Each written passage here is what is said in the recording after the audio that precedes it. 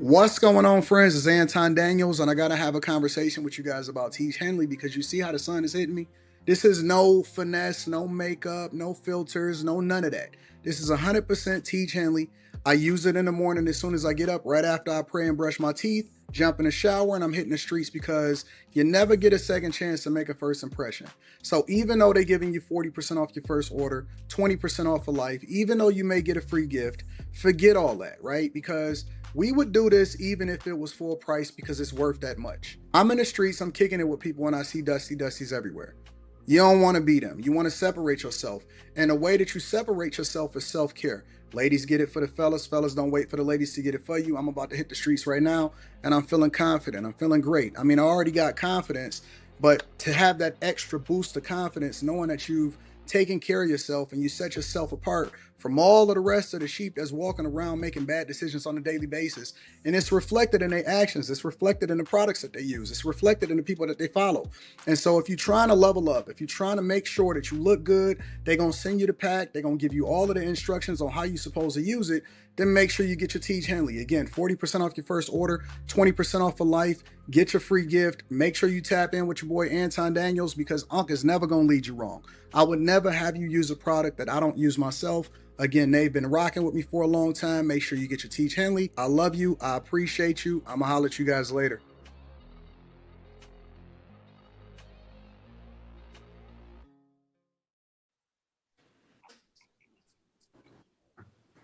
Hello. What's going on? Is Anton from AntonDaniels.com. I appreciate y'all for continuing to rock with us. Serenity, your camera is black. I don't know what that is. Oh, I can see myself. We can't see you, but no, we getting it in. We rocking, and so we got some familiar faces, some unfamiliar faces. So what I like to do now is I like to get into the habit of introducing people and their platforms and who they are in the beginning of the show instead of doing it at the end of the show. So I definitely want to give some props to everybody. Shout out to everybody that's pulled up. Some people y'all already know. Go to Ash Shampoo, check him out on all social media platforms. That's the OG. He be killing it out here in these streets. Daylin, you know how to follow her on Instagram. Some familiar faces. Tamara, obviously y'all want to check her out at the Tamara Neely show. Phenomenal live streamer, one of the most dynamic young people that I've ever seen in my entire life. Okay. Just be kicking it inside of the Patreon. I don't know if she even want to talk about what her stuff is and what's popping. Serenity, as soon as you get back on camera, I'm gonna bring you up, baby girl. I don't know what's going on with your camera. Is it Lavelle? Lavelle. You want to tell them where they can find you? You can search me on Facebook, Lavelle. I'm a founder of C4 Mentoring and Mentoring Program in Birmingham. We mentor middle school and high school boys and preparing for life. But Birmingham, what? Alabama? Alabama. That's it. That's what's up. That's dope. Check them out. Is it Shaniva? You muted. I can't hear you. Audio is off. I can't hear you. That's all right. I can't hear anybody. What do you mean you can't hear anybody, Dr. J? Oh man, we got technical difficulties already.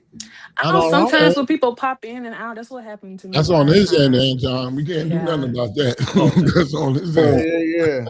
Shaniva, I can't hear you. You got to leave and like come I'm back. seeing their lips moving and I'm not hearing nothing. You're gonna have to leave and come back. Can you hear us, Dr. J? Nah, he can't hear us. Jack the Beat, can you hear us? I can hear you. You hear me, Tom? All right, I can hear you. Give us your whole situation. Man, look, I got a couple situations, but nah, Jack. My new latest page, I'm pushing Jack the Beat. You can find me there, new Jack the Hustler, BMA Studios, engineer, sound producer there. You can find me on the page. I curate that page as well. Street Media 5. Find me there as well. Just moving around, shaking and baking. Happy to be here. That's what's up. So let me see if I can get Shaniva back up. Shaniva, can you hear us? Yes. Can you guys hear me? I hear you well. Okay. Yeah, I was saying my name is Stephanie, but that's my Instagram handle. I'm a YouTuber. My YouTube name is Stephanie Shaniva, and I'm also a makeup artist, so you can look at my page if you want to as well. Very Yeah. beautiful. beautiful young lady. Beating up Dr. face. Dr. J, can you hear Naturally, us? too. Mhm. Thank you. So Dr. J just hanging out with no audio. Can All any right. of y'all hear Anton? Yeah, we can. Are you on Chrome? Nigga, we can't hear you. That's the Chrome. problem. Oh, okay. Try Chrome right now. He got a big bottom lip. So, lady, you good? I'll just play. Can you hear me? Yeah, we can hear you. You look great. You look great. You want to tell us? Look good, girl. You want to tell the people where they can find you? Yes. I have Instagram workout_envy. I'm an investment advisor here in Phoenix, Arizona, and I'm also a fitness coach. Shout out to the arms. Hey, looking great. So I'm expecting to have a great show. Hopefully, Dr. J come back. And we gonna get it in. So I got a few subjects for y'all. I got about 3 questions, but we gonna mine them out. You know, we always go beyond whatever the audio is or whatever. And maybe a 4th, depending on how much time that we got left. But let's start off here. This is something that kind of went viral, but I thought that it was more of a conversation that needed to be had around it. And it's with Ari Lennox. So of course the ladies is familiar with Ari Lennox. I'm sure a lot of the guys are familiar with Ari Lennox. But she was doing a radio drop for her new album, apparently, that was coming out. And this is what she had to say about it. But have you met your match yet?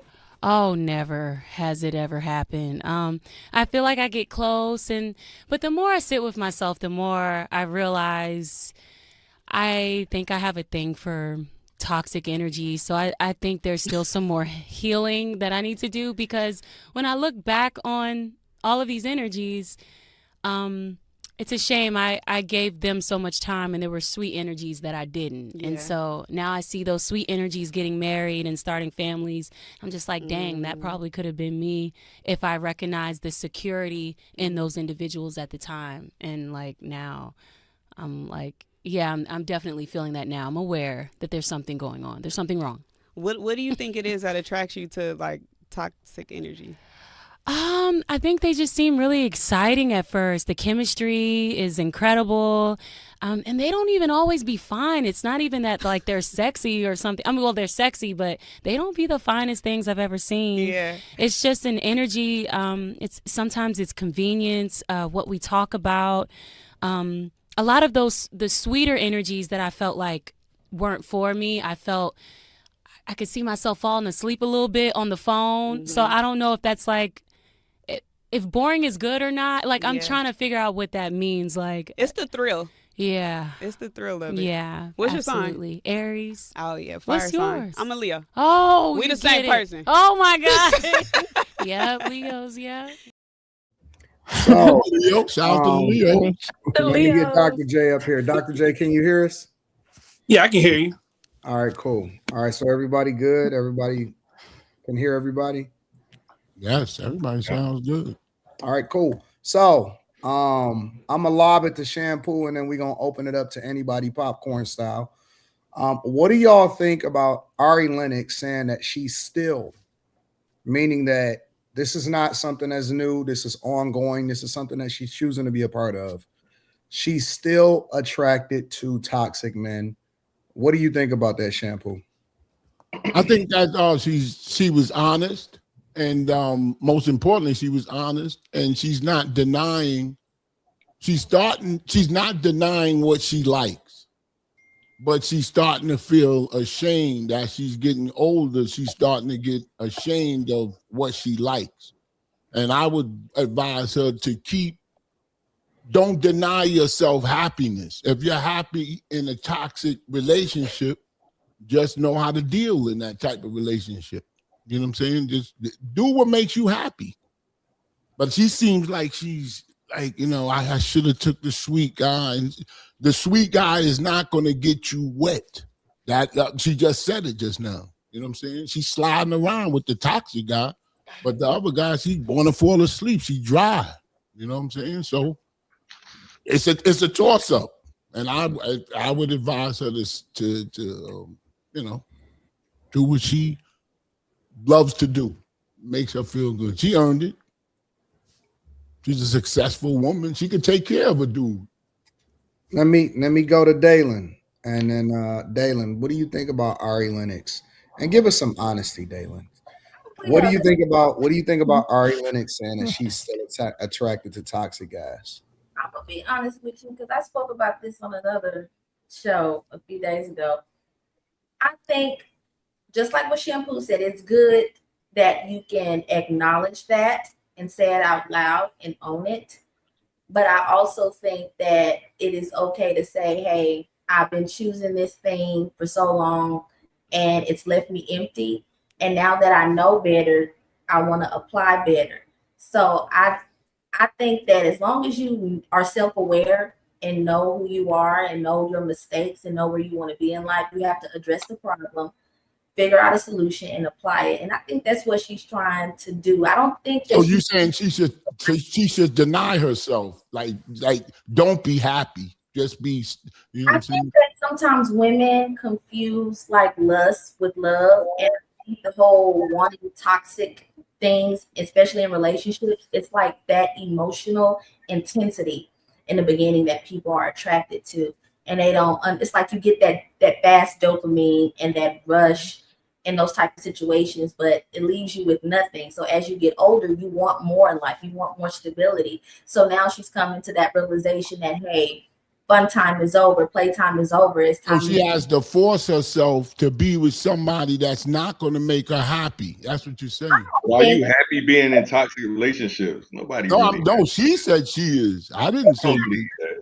You're not happy in a toxic relationship. You're just complacent and you're comfortable until you get uncomfortable when you realize, whoa, this is not where I can be stationary. This is not where I can find stability. I need to find out what my problem is so I can want better for my life and my relationship. So I think she's on. What do you think the problem is? I think the problem is giving into quick rushes of satisfaction, quick to jump in bed with people, quick to feel like you have something with someone before you actually take the time to build it and apply the necessary things that you need to have a solid relationship. I don't know. It's just poor decision making because we know us girls like to make decisions that benefit us, even when they're not good decisions, because it feels good. Oh, we know that. Let me back up for a minute. Serenity. Everybody mute up if y'all can. Sometimes it provides feedback and it prevents the person from being able to be heard. Serenity, one of the things that she said was when she talks to guys that's not toxic, she fall asleep on the phone. They boring, and it's just not a thing. What do you think about that? Maybe it's a compatibility thing. I think sometimes one person's interests are simply just not another person's interests, right? So I can give personal examples. I'm dating a person and they like anime, for example. I can't have any conversations beyond Pokemon. So it could simply be that, or it could be where the individuals are in their lives, right? It depending on, I mean, there's so many different factors like age or career or passions or hobbies. I honestly think if you're truly interested in a person, usually you're wanting to know more about them. So you're going to be asking more in-depth questions about the faith that they practice or the things that they're passionate about. And so I think it's just simply a lack of depth and then also a lack of compatibility. And she's admitted she's been picking the wrong guys. So not just acting quickly when it comes to, sexual activities, but also failing to ask those necessary questions or those important questions to get to know someone. I'm sure we've probably all been on dates where you're sitting across from your counterpart and they're failing to ask the important questions sometimes. And that's where the boredom begins, because now it's almost like a disconnect. And you're speaking Chinese and I'm speaking patois, and now we don't understand each other and I'm bored. All right, so we gonna give me a second, y'all. So we're gonna go throwback a couple weeks ago. We're gonna be going full screen sometimes when people are having extended conversations, so that everybody can focus on the thing that the person is saying. Serenity, let me ask you a follow-up question. When you say that you talking to a person that is into anime and you can't speak beyond Pokemon, right? Is that something that you're forcing yourself to have to accept, or is that something that you feel as though like it's just natural? Like, you know what I'm saying? Like you dealing with somebody obviously that their interests is completely different than what your interests are. Is that a sacrifice for you, or is that something that you just naturally adapt to? I think it's more of an adaptation. I don't think it's necessarily a sacrifice. I think a sacrifice is you doing something that you can't come back from. For example, like a woman sacrifices her body to have a baby for a man. So I think it's, if you're truly interested in a person, then that's where those in-depth questions come in. Like, hey, you know what? I don't know too much about anime, but teach me. And let's start with how you got into anime, why you're so passionate about it. And those types of in-depth questions show interest. And then sometimes that sparks and builds compatibility, because sometimes it's not an instant connection. Sometimes it's something that has to be built upon. And that's my opinion. That's fair. Destiny, thoughts? I will say it's kind of funny because she was one of the ones that kind of rejected what Kevin Samuel said. She even name dropped him in a song before. And I really like Ari Lennox as an artist. Like I like her music.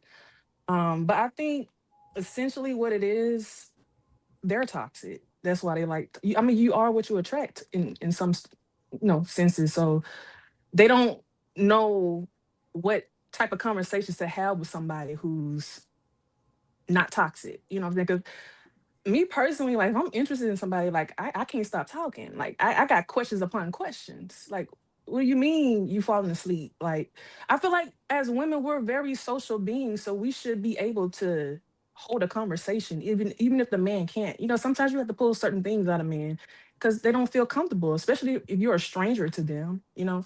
Um, I just think maybe she's in a spot she's not willing to not be toxic, or she probably don't even know what a good man are. Like, you know, what that looks like, what they be. I personally think any person that you would be interested in would be the places that you would like to go. So whether that's going to the library or, you know, like this little stuff like that. Like you like to go yoga class, you know, like I don't know. Well, no, ain't no men doing yoga, but I don't know. It's Yeah, but just when y'all say the wrong man, like she's picking the wrong man, but it's not the wrong man for her. You it just the is because wrong she man for complained you, about but it. but for She her, it's the complained right about it. man. She complained about it. She still I ain't got know. That's why I nobody. don't understand that, because people are getting in her head to say that she should complain about it. Like, you know what I'm Oh, saying? okay. It's her friends and like, you know what I'm saying? You gotta But get she out has of that. always, I don't know if anybody on the panel that the women that like really like stay in tune with her, but she has always, she used to be one of the celebrities that always went live, always talked about her personal relationships with Mhm. men. Mhm. I mean, it could be a sense maybe she don't respect men, maybe she only want to get what she can out of the men and she send them on her way. Like, you know, and that's fine. If you want to be that type of woman and you want to deal with Why men, you you want to deal with complaining? them, Yeah. right? Like, but see, they don't, like Kevin Sam said, by the time you hit that limit, now you want somebody to settle down with, which ain't nothing wrong with it. But don't put it on the other person, put it on yourself. Take some accountability. Oh, what she did. But Yeah, she did. I mean, okay. That's why I said stability is boring to some people. So maybe you're not worthy of it. I'm sorry. It's okay. Have your fun. I Keep it don't know how moving. people get bored. like I don't get, babe. I'm people gonna that take a get nap. bored don't have nothing in their head. They're just empty headed. Yeah. I Because they can Let don't have me no uh let substance. me They don't have let no me ask substance. Shaniva. Shaniva, what do you think about this whole situation? And here's a bigger question. Do you think that a lot of women are attracted to toxic men because they toxic themselves? Or do you think that it's just the fact that good girls like bad boys? Mm. I think it's the fact that good girls like bad boys for sure, because a lot of females are kind of like attracted to, like, I'm not gonna say all, but like majority of females are kind of attracted to the same type of guy. It's like a lot of girls like the bad guy, you know, so the toxic guy is probably Ari's type. You know, that's what she likes, you know? And she's the type of female that probably will be with a safe guy or somebody that's gonna treat her good and still probably cheat on him because he's boring, or like he doesn't do the same things that the toxic guy used to do, you know? So I think it's a matter of like, yeah, females definitely like, you know, a certain type of guy, like the bad guy or whatever that may look like, you know, and that's just it. But certain females can't deal with what comes with the bad guy, because it may come with certain things like cheating. And you know, women, we just don't like cheating. Cheating Or is like right hooks, or like right hooks. Yeah. women hold cheating as the number one priority in a relationship. Forget everything that you built, forget the kids, forget how many years y'all spent together. If you cheat, we're done. So it's like, I don't know about that, because I watch Maury, and them that backstage, they always get back with the dude. well, Especially you know, if they're heavy. if you crazy in love, yeah, if you crazy in love. That's what I'm saying. That's what I'm saying. Ari, They got women in the hospital on life support, and the guy that put him in there come visit them. I think cheating is a Ari fad that did women like to mention hang on. you that True. And she'd be happy to see him. It's crazy. Love is crazy. Can you hear me? Yeah, we can hear you. Yep. Okay. I can remember Ari mentioned that she's been able to become so self-aware that she knows something is missing, right? Life comes at you. Being in the numbers world, the world of numbers, I think statistics show it's not just loyalty that damages or keeps relationships together. It's also finances that and breaks relationships apart, and the family and the dynamic that comes with the in-laws, things like that. But Ari mentioned in the interview specifically, she said, I think something's missing. She looked around, life came at her fast. She's built this big career. She's seeing all around her get married and have children. And she said, getting old. Wrong. Because something.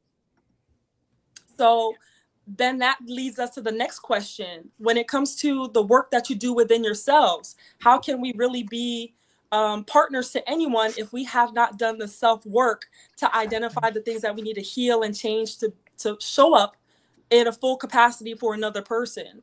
So there's something there that maybe she needs to work on and see a therapist about, but it's not always the other person and she just likes toxic men. Sometimes it's just now she's self-aware because life just hit her fast and she needs to do more work. Tamara, and then I want the fellas to jump in this. Tamara, do you think that therapy works?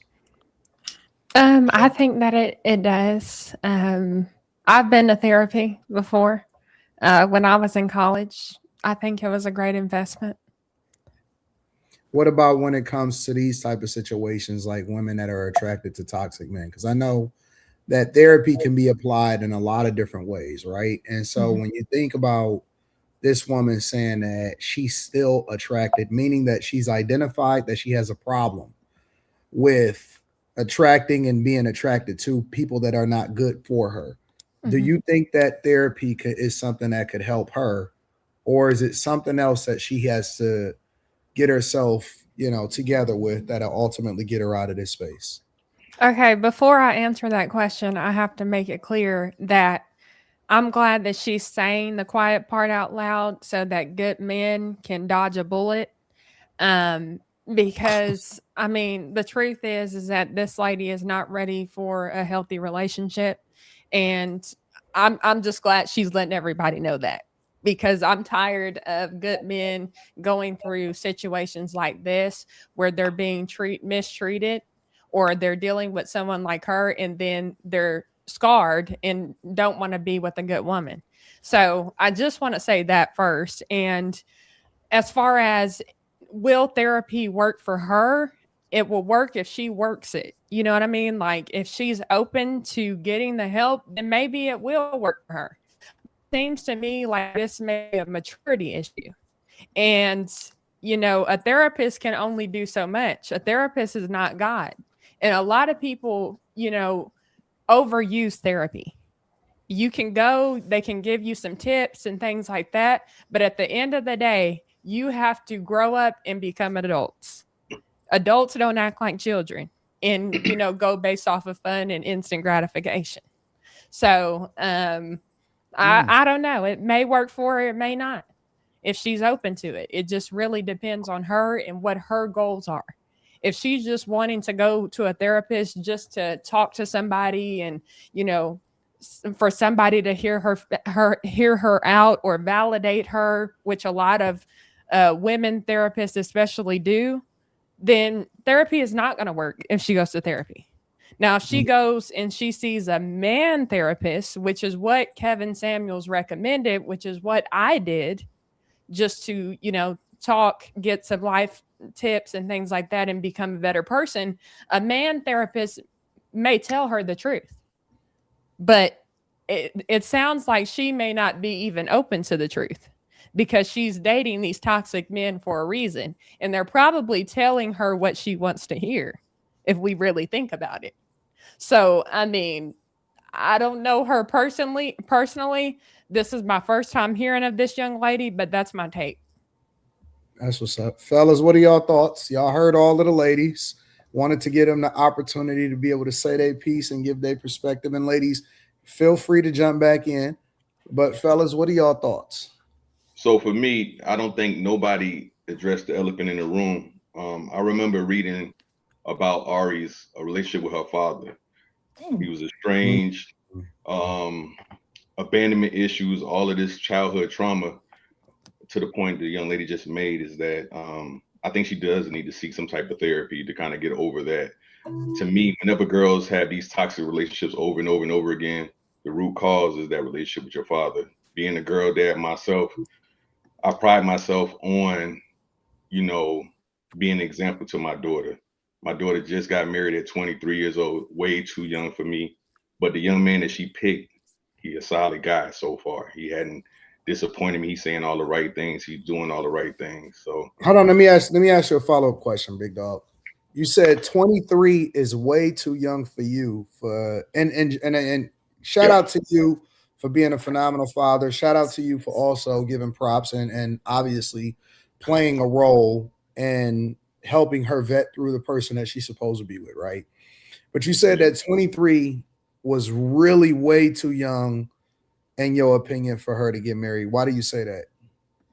it was. I had the mindset that everybody else would have. You know, when it first got brought to me, was that, you know, you need to have time to kind of like learn yourself and all those different things. But wiser people kind of set me down and kind of brought it back to reality for me that, you know, at the end of the day, would you rather have your daughter out here getting pregnant by somebody and having multiple baby fathers, or having a baby father, period, or do you want her with a husband? And I mean, hands down, I'm absolutely satisfied with the decision that she made. Why did you think it was too young though? That's the part that I'm trying to understand. Just knowing, I guess, you know, your kids, That's you know, his baby. you know, baby girl. and it was more than anything. Is like I want her to be able to kind of just find, I guess, all the things. Let me rephrase the question for you. Yeah. What is the age, the ideal age that you know, prior to her getting married, that you would have chosen as far as her getting married? I don't think it has an age per se. It's just a level of preparation that I felt like she needed to have, you know. Just as being a wife, you know, like my relationship with my daughter is a little different. Like her coming up, she grew up like I raised my daughter, you know what I'm saying? I raised her like I got custody of her when she was like 10 years old. So like going into womanhood, it was me and my wife that kind of helped her get along, but come along into womanhood. But I felt like she still needed a little more time under our tutelage to kind of prepare for to be a wife, you know. But she made the decision, and I mean, I'm not mad at it. I'm seeing like they got married in December. They moved out of state, you know, and it's kind of like he in the military. So I'm in the military too. So it was kind of like I understood it, you know. But it was just hard, man. I think it was just me not wanting to let go, you know, more than anything. So to take off your daughter, what do you think a good age for a woman to get married is? To me, my daughter 35.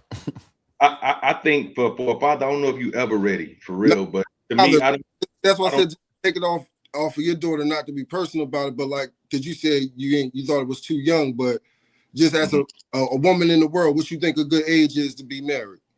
Again, I think it's if you got the two. I don't know if it's an age for real. I think it's more about a mindset. I think it's You just got to because be it's ready his to be a daughter. wife, It's just man. his daughter. You got to be ready to be a wife. But being a wife ain't just getting the ring and putting the dress on. You got a responsibility to make a house a home. And I don't think they got an age on it, you know. But at the same time, I feel like it's something you can grow into if you willing and you willing to listen to the wisdom of the people that surround you.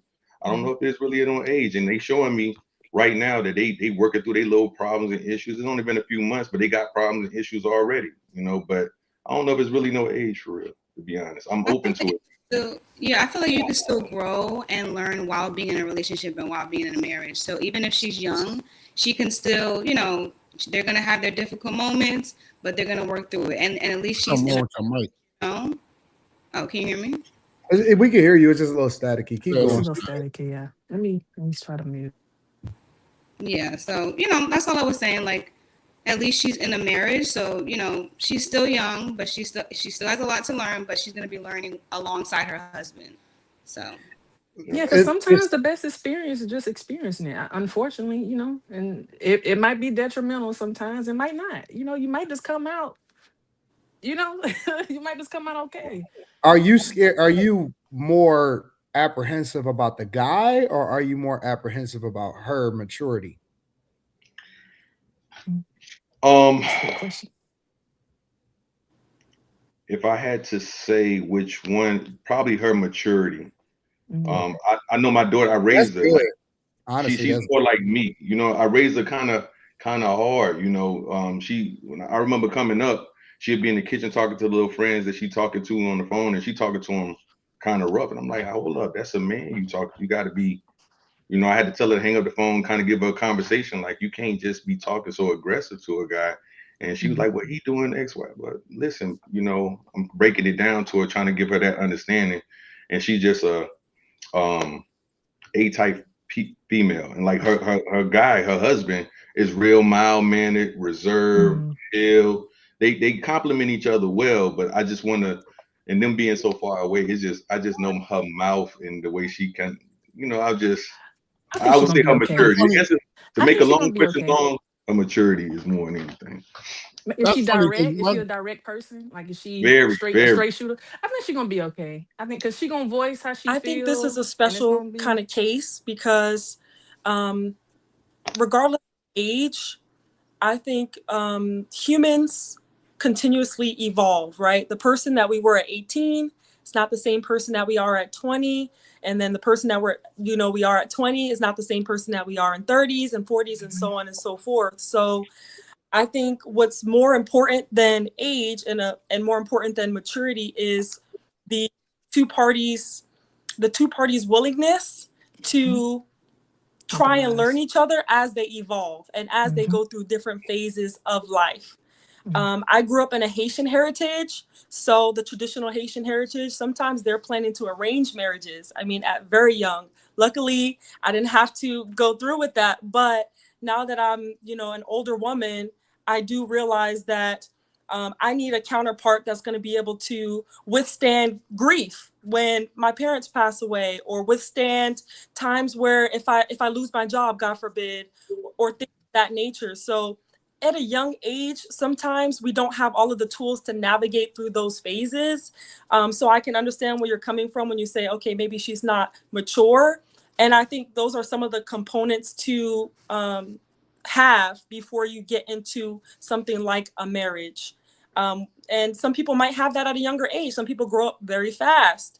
And some people might have that at an older age because it's taken them a longer time, like Ari, to realize that, okay, something's missing and I need more tools so I can change. That's the funny thing, because my daughter's 20 and she was with a young man, nice guy, for about a year. And she kept saying, why doesn't he say, can I be his girlfriend? I said, well, he's not going to say that. Like, it's not a label. It's just something that's implied. She said, no, I need him to say. Actually, I thought it was cute. Like, it made me get chills because it was cute. And she said, I want him to say, ask me to be his girlfriend. And I said, don't happen that way. And sure enough, they broke up over that. Just that. Like, You know what I'm saying? He probably got tired of that shit. You know what I'm saying? Generation. I think temperament. I told her it was her fault that they broke up. You did not tell her that. I did. It was. Women need that security. Why are y'all against him telling his daughter that it was her fault? I'm just shocked that he Oh, told you his did it? 20-year-old daughter that though. That's just like wow. Well, I get it. I get it. But Because you were telling me all along, and I said you should stop labels. Everything is not labels. It's a feeling. It's a vibe. I said you should be telling me. I'm damn near dead. You should be telling me. Who broke up with who? I don't agree with that. Who broke up You with can't who? sugarcoat. You can't So they sugarcoat broke up with each other. Like I seen her running out the house after him. It was, and my daughter's a straight A student, like straight laced and a virgin, and and I got to throw that in there because but I'm serious. Like you know what I'm saying? She's so, but she was so demanding of title. Oh, it's Valentine's Day. He better bring me flowers. It is crazy. Right, that's what he's supposed to do. Yeah, but he doesn't have to. But he doesn't have to. You have to establish a relationship. You can't be with somebody for a long time. It's the man's position to establish what that woman is in your life. If you leave her hanging in the balance, how does she know that she's just a friend? No, I don't agree with that. It's just a day. They've only been together for 1 year. They're 20 That's years what I'm saying. That's why I said That's you a long should. time. I told her I gave No, her. if they want to be with you long term, before that, men know what they want from you and out of you before it even hits the year. So the fact that she just asks, hey, what are we? What does our relationship represent? What are we to each other? That way she knows how to continuously. But I understand doing it once, but like, you know what I'm saying? You can't bug a person because you're going to drive them away. Well, she should have jumped his Hold on, ass. go back to what you said though. You said who know what they want? Who know what they want? Going to say who know what they want? You said women know what they want. No, she said men. Men. I said men know what they want out of the woman that they're pursuing, but before it hits a year of them having romantic, whatever. His daughter 20 years old. But I think in most cases, I was kind of glad. I'm saying that he can acknowledge what they are. I'm not saying she's asking what are we, because Shampoo didn't say that she was begging for marriage. She just wanted to know what is the title of what we're doing here. What is the goal? So it's not about marriage. It's about. Well, it wasn't about marriage. See, but me, I have to agree with. I raised my kids not to agree with. I don't do titles either. Coming up in high school, middle school, I didn't believe in boyfriend girlfriend stuff. We did not. But your daughter is a wife. Right. Before she was a wife, she was a fiance. Before that, she was a girlfriend. Before that, she was a love. No. Listen. It was a. To be honest with you, it was a little part of me that was happy because this guy was 6'7". Oh yeah, you said that. He'd be the first person to put a log up in her. Like, oh my God. But maybe he did tell her early on, because I feel like sometimes guys they around. do tell you what it is, but some women do be thinking they can go in and change their mind. Hold on, what's Mira got to say? Because I like to hear her. I was just gonna say, I think y'all I hear good points coming out of everybody. But what I wanted to say is that I think Kevin Samuels would maybe encourage that young lady, not to waste her time because she's in the prime of her life. So if they've been dating a year and she's seeing him on a regular basis, I mean, to me, Shampoo, if I was your daughter, I would probably ask too, okay, what are we? That's what she said. She said, just like how you explaining it. Yeah, because she's a lady, she's a young girl or young woman, and she wants security, and she's not like the young lady that we watched just a minute ago. It sounds like you have a great daughter, who wants to be a wife. She wants to have a good husband. So I think it's a great thing that she's saying, hey, I'm not going to waste my time. She wants to be the, from what I can see and sense, she's young man, but she wants to be the boss, like you know what I'm saying? It's like but you're right about everything else, sweet, everything. But I could see, and I like that. I like her strength. I do like that. I did understand what she was saying. I said, wow, you know what? You're right in a way. But I said, but that's gonna come with circumstances. And I kept telling her. And then when they broke up, I said, that's your fault. So You you got think that, maybe not the she was one. coming off a little bit too strong, and maybe she could have taken more of a feminine Yeah, approach there to you it. go. You know, Mm. I can And I said, you're understand gonna that do as that well. next time? She said, absolutely. Yeah. That shows that, hey, listen, Yeah. you I ain't think trying to temperament. you I know. think temperament is a big issue when it comes I to think it's important dating or to try to give relationships or her whatever. It's just more of like, a male why even? perspective as the dad. Give her what the man might be thinking since you're a man. We don't, as women, we don't always know what men are thinking and how they're maneuvering through certain situations. Me, I have 2 older brothers. So if I need advice for a situation when I'm dating someone, I'll go to them and ask them what their thoughts are. And they can, from the male's perspective, how those actions may be beneficial and advantageous towards a connection and a commitment, or if I need to scale back and or not waste my time. So I think your daughter's doing a great job at expressing what's going on and sharing those things with you, and you to just step inside of the man's mind and elaborate it a little bit more for her and say, hey, you know, you guys are still young, and if he isn't taking appropriate initiative this amount of time, then you're young. You have, you know, the world is your oyster. You have tons of Yeah, I options told her that. life to live. Yeah. I'm sorry. Sometimes you Did, gotta sit did back you tell too. her Just sit back. that? Did you tell her that it's okay if he doesn't ask? Like, did you tell her that? Yeah, I did. So I said so people don't do that he did anymore. give her advice, but she just didn't listen to him. Yeah. I mean, Sometimes like you're not most always. children don't. Sometimes you're Most not children always don't gonna listen, get. for You're not instance. always gonna have somebody say, "Oh, I want to be your boyfriend." Just like you're Yeah. not gonna have somebody in a relationship say, "I want to be your Valentine's Day. I want to be your Valentine's." Because you see what the person is doing throughout the year all the time, but they have to ask you every year to be your Valentine's. And you know what type of person that is. If he's not that type of person, you got to trade off things. If he's not that Play type it of cool, person, girls. but you Play it love him, cool. then you trade that off, that he doesn't do Valentine's Day. Some things you got to trade off. You can't have everything. A man ain't perfect. Some men don't care about Somebody is so Valentine's I'm Day. excited. not sure that I know women a lot of times y'all want the grand gestures or even the small gestures that show it and all of that, but I've always advocated for guys to slow down and not do a lot when they first get into a relationship or even when they get married, because you can't keep that up.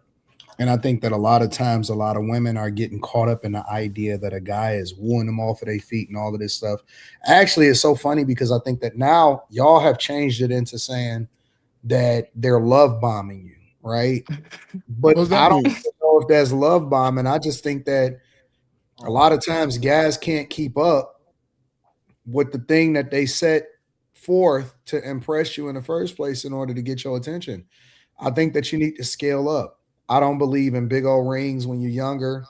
I don't believe in the fact that people feel like they need to move out and move in together a lot of times.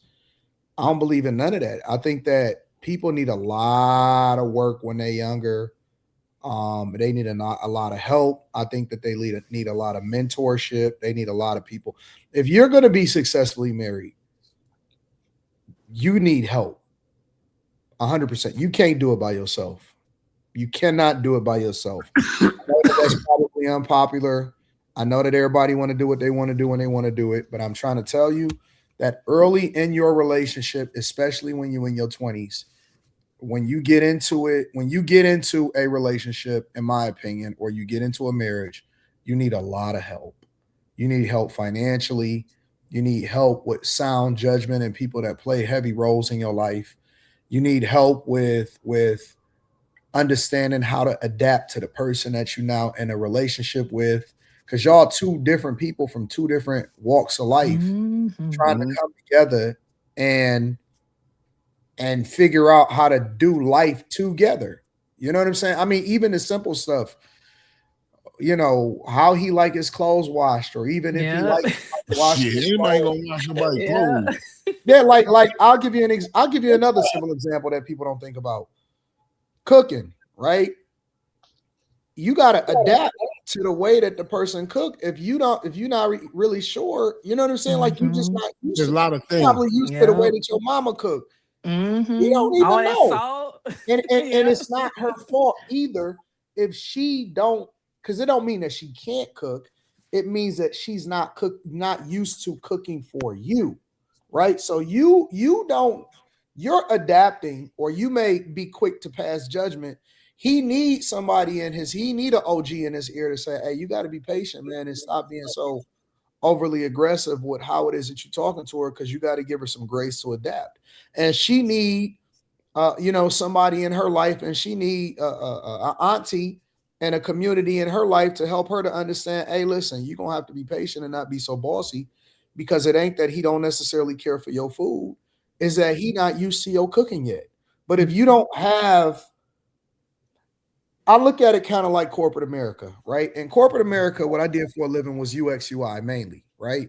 And in UX UI, you're the bridge between the product owner, which is the people that kind of sort of represent the voice of the customer, and the people that actually use the products, and the developers. The developers speak a completely different language than the product owners, the CEOs, and all of that stuff, right? So you and the project managers and the scrum masters in a technology environment, you are the gap. You're the bridge between both people that speak a completely different language. Developers a lot of times, they only understand it from a technical perspective. They don't see things logically. Product owners only want what they want based off of what they see somebody else doing, or they may be using a different application that's not even related to what y'all developing, and those are the features that they want in there. The people that are the most valuable are those that can communicate and bridge the gap between the two. And that's how you have synergy, and how you're ultimately able to put together a great product. And it's the same thing when it comes to marriage. It's the same things when it comes to developing a business. It's the same thing when it comes to content creation, right? You can have great people and they're really good by themselves, but they bad when they come together as content creators. You know what I'm saying? And in a marriage, a lot of times, or in a relationship, you can have two really awesome people. She's a really good girl and he's an awesome guy, but they're not good together. And it's not that they're not good together or that they don't love each other, is that they haven't had somebody to help them bridge what it means to come together, because they so used to being great by themselves. It's a lot of dudes that's really great in AAU and in basketball that they can go one-on-one, they solo players, but the motherfuckers don't know how to play on a team. They don't know nothing about, like, when you get into the league, what coaches will tell you is that it's Draymond Green. Sorry, let me just cook for a second. Draymond Green, a lot of people only have discovered him on the Golden State Warriors. Draymond Green was a beast on scoring, rebounding, and all of that, and he was great as in high school and at Michigan State University, and doing all of the things. Great. Draymond Green is great, just like every other NBA player is great in their respective fields. When you make it to the league, in order for you to survive, in order for you to thrive on a team, you might have to be the nigga that set picks, right? You might have to be the dude that be the defensive guy, even though you was the offensive guy when you know what I'm saying, when you were in college or when you was in high school or whatever, right? And my point is that in order for y'all to be successful as a team, you need a coach. And then ultimately, those people who receive that coaching ultimately become great coaches and executives themselves.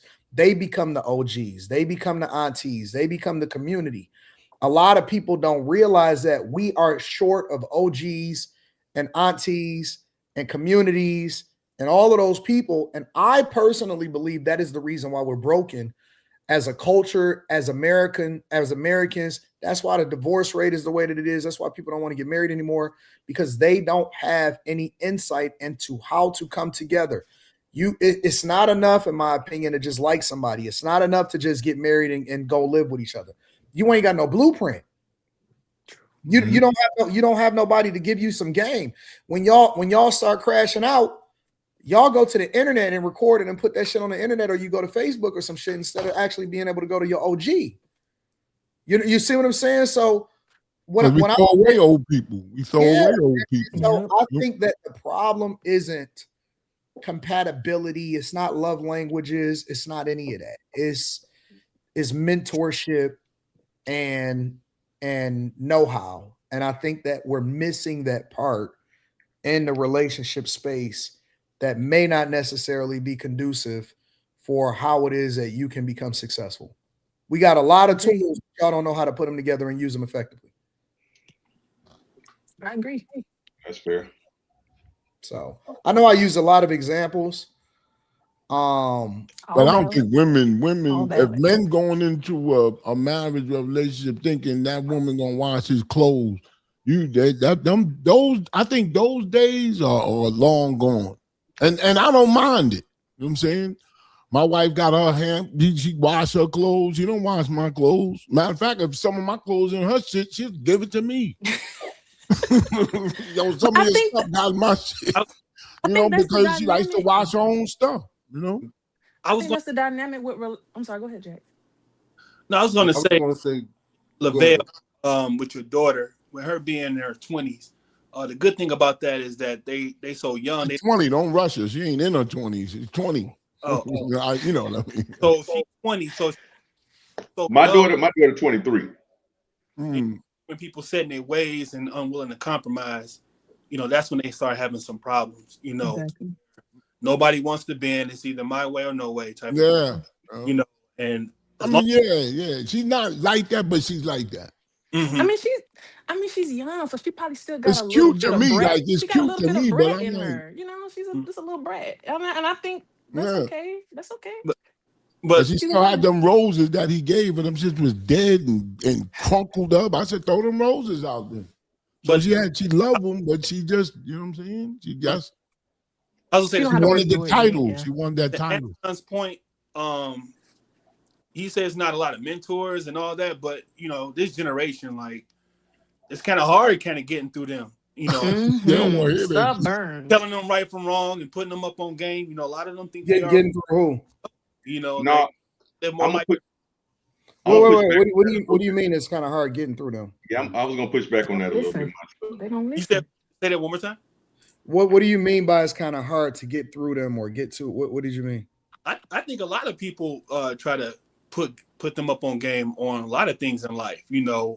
Uncles, big brothers, whatever. But this generation, from my experience, they kind of like don't take advice that well. And get more pushback. Touchy. Mm-hmm.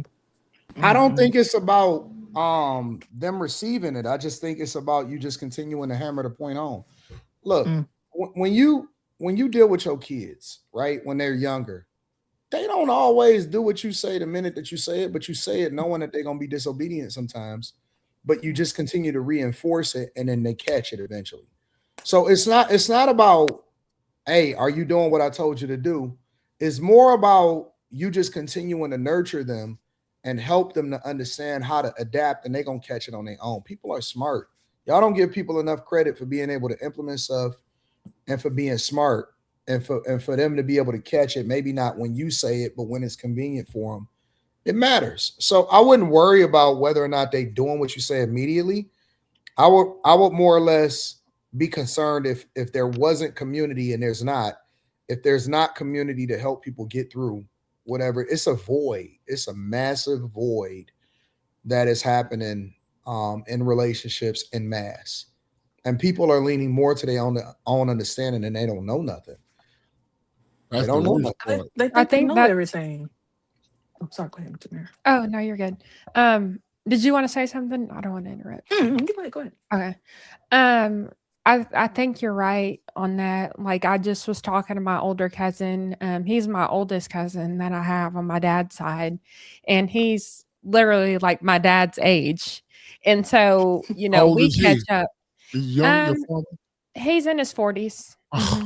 Nobody's old as me. I'm searching.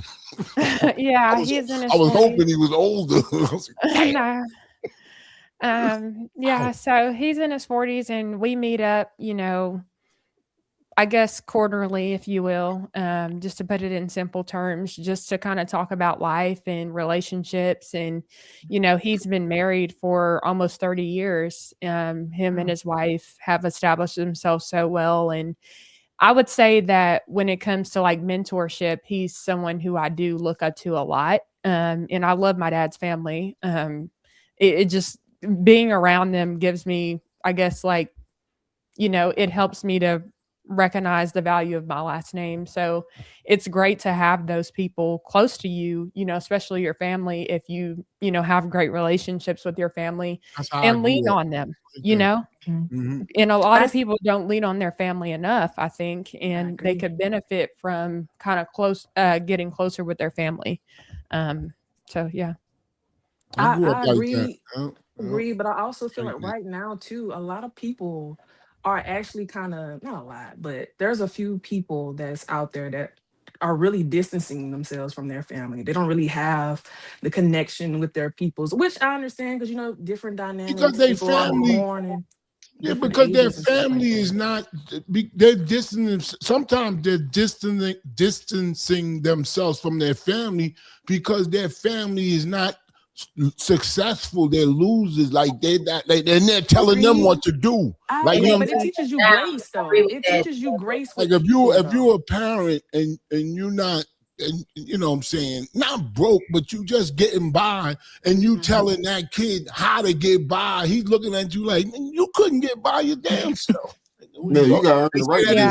Yeah. I think it definitely depends on your family and, you know, like individual family members too. I mean, Anton has talked a lot about, you know, being a black sheep in his family, you know, so he can speak to that a whole lot more than I can, you know, and I know my mom has felt the same way about her family, like, especially when you're a black conservative and you're sharing your thoughts and your opinions and your family doesn't agree with them and they're very liberal. So, you know, it's just, it depends on that person's family. And sometimes you can develop individual relationships with family members, but maybe on a macro level, it's just not possible. So, it just depends on, you know, the situation. Cause there's some family members who I would rather keep my distance from, you know, just because at one point I thought, okay, they're family, so I'm going to hang out with them. And then I realized, well, you may be family, but your character is not good in my opinion. So I'm not going to associate with you. I think it's important to compartmentalize. So you got to compartmentalize. What I realized as I got a little bit older and more mature is that some of the things that I may not necessarily cared about a family member had nothing to do with how competent they were in certain things. You see what I'm saying? So like, for example, I may have learned and understood business and work ethic from one family member that wasn't necessarily ideal when it came to his perspective on black issues. You know what I'm saying? So I think as you get older, you get a little bit wiser. The person that you may have taken insight on how to keep a relationship together may not have been a person that is the most savvy financially. You see what I'm saying? So what I've learned is that I had to stop focusing on how I felt about a certain issue and limiting my access to somebody because I was only hurting myself and other things that they may have been incredibly knowledgeable about that I no longer had access to because I didn't care for how it is that they communicated in one sphere. You know what I'm saying? So, but again, that's the whole idea of community, right? The community aspect of it is, no. Listen, I love you. I rock with you and we gonna bond over this barbecue, but I may not necessarily care about how you feel from a political perspective. And I'll endure through that because I love the fact that you are very, very knowledgeable about how you're supposed to move in a household when raising kids. That you see what I'm saying? But we don't have. We're in this era right now where our ears are only tuned into the people that we like and not necessarily to the thing that's best for us. I agree. It's crazy. It's crazy. I think you can learn from anybody. You can learn what to do and what not to do. You know, right? You can learn from a crackhead not to smoke crack. Yeah. That's by looking at him. I don't want to go down that route. So no, I'm saying just by looking at him, you say I don't want to look like that. Yeah, I agree. Yeah. All right, that's good stuff. Anybody else? Anybody got something else before I read super chats and move to the next subject? Listen, toxic, just like Ari Lennox, all of these women, not my daughter. I don't recommend this for my daughter. But I think women that are in toxic relationships, you having fun, people getting high. If you're getting high and you having fun, enjoy yourself. Don't let But the see, I think that's the society, problem. Horrible don't let the advice. That's society. the problem. Horrible No, advice. it ain't the problem. Stop But giving again, it up. Put it It's up, horrible. put it away, lock it up, throw it They away. got Stop giving it brick out. walls falling on people dying, trees falling on them. Enjoy yourself. Enjoy yourself. You like that nigga beating your ass? Stay there. Don't let nobody tell you, oh, you need to get away from him and all that shit. They want him. They want that man that's abusing you. Those your friends want him. So stay right with where him. you at. I'm telling you, be surprised. Ari Lennox, keep going with toxic men. That's what makes you wet. So enjoy yourself. Enjoy yourself. I think that wasn't Don't the deprive problem. yourself. She gave all her good, the big parts of her heart away early on to the toxic men. So that's why she feeling like she's missing something, because what she would have gave to them has already been tainted. Like she already has that trauma of that experience. She looking for another toxic dude. That's what she's That's doing. what she's doing. She's looking for a middle guy. Yeah, she toxic dog and whistling. not. She want the looking for a new architect of one. the toxic man, but with I don't get it. Yeah, she just putting the line out there. She looking for another toxic You man. put a line out there, putting the bait out. So She never had an example. She never had an example. But I like what Yeah, Tamara true. said. She's showing all the good men who see. That's true. I like her perspective. They always loud. They always I think that it's okay for her to be toxic because she's an artist, and I think that she got money. Well, the reason I say because she's an artist is I think that the best artists are the ones that go through the most shit. Mm-hmm. So if we looking at it from that lens, from an entertainment perspective, I think their it makes reality of it is different than what a normal average person would be. That's so true. I agree with that. That's a good point. I agree with that. But then that's why they say the record company got me on drugs. No, they got you on drugs so you can make good music. Yeah. But then that's why these artists are role Loosen models. you up. Do y'all want? I mean, At the same time, did y'all these want a artists sober role models. Wayne? Did y'all want a sober Lil Wayne? You know what I'm saying? No, well, that nigga fucked up. No. like what's his name? Kodak Black. I love that he shit. had a lot He be of on trauma, coke too. and all that He shit. had a lot I of love trauma. it. I love it. I love it. He was trying to cope. He enjoying his life. Oh, say no to drugs, people. You can't be promoting drug use. I want Carter 2 Wayne. I want Carter 2 Wayne. Nobody is promoting drug use. Yes, y'all are. We just promoting I good didn't even hear music. say that. Say I'm no not to Serenity, drugs. your camera is off, Serenity, just to let you know. Drugs kill. Say no, kids.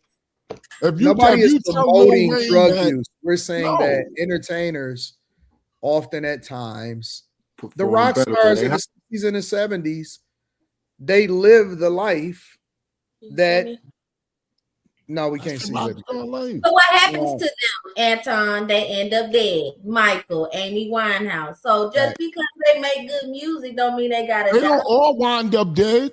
Michael, who? Only the Yeah, weak they also ones. have people who enabling them too. Only the so. ones that couldn't handle it wind up dead. Michael who? Michael who?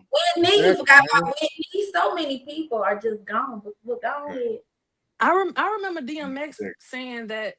I don't know if it was his manager or anything. I always think about that story. And he said that they laced his weed with something, I think crack cocaine. I don't know what He it was. laced it. They didn't lace it. He said he was way before 16. then. He said he was 16 when it happened. When he got was laced? young when it happened. Listen, Destiny, trust It me. wasn't I've been his around like this. his partner or something though. I've been around this world a long time. He laced it. That's what people say. They say, yo, I got somebody put this in there. No, you put it in there. You put it in there. Shit. You crazy. Well, if it was true, that broke my heart to know that. Yeah. People gotta these take handlers that they responsibility. have are are, you know what I'm saying, setting them up like that to control them, you know? Because he didn't seem like a man that could be controlled outside of him Don't being an believe it. addict. Don't That's the believe it. marketing. That's the marketing. They found him in the trap. They found a lot of these Yeah. artists. They already be doing bad. They clean him up, put him on True. TV, make a couple dollars, and once they make their money, they're gonna throw you back out I there. don't believe that. When I hear these I don't stories, know. matter of People fact, I heard they do Ari weed. They Lennox don't say do all it. that other stuff. I don't believe those stories. The record company is saving you. The record company. Oh yeah, they saved them. saved you. Yeah, I mean it's Oh, about they what they do don't. with their money. No, Yeah, that's what but they when make you them think. All That's they're what they doing make is them think. bringing your doom closer to you. It's like bliss for a little bit, and then you end up gone before you're supposed to. And we as the consumers also play a part in that. The more records, the more albums we buy, the more streams they do. The record labels like, yeah, we got to do some tours. We got to book some shows. Oh, It's crazy. Smoke it. Here's this pipe and Brillo pad. that's not true. That's not true. That's not true. Buying the Troy for That's not They true. tell you about this. They tell Well, I don't like people. hold on. Let me read super chats and then we'll get back into the toxicity. Give me a second. Rilo says, Dr. J, Richard T. Jones looking at. Shout out to you. King DJ Trick says, Tamara, I'm a good man and thank you for loving us. We need it. Also, I can tell you have a father. Shout out to King DJ Tricks. Rilo says, Lavelle, Uncle Drew Kyrie. Look like Uncle Drew Kyrie. Terry Johnson says, hey, they run up their body count, let Pookie and Ray put up mileage, and then have a few baby daddies. Now they're ready for normalcy once they see that wall is coming. For your information, stability is boring, and it's time to grow up. Shout out to Terry Johnson. I think that women they crave a little bit of toxicity in men. Maybe a mixture. Yeah, But you can bring that out as a woman. You can bring that out with your man. Like, don't. Yeah. You know what I'm saying? I don't know. Well, first you got to find it. Well, because all of us are toxic. All men are toxic.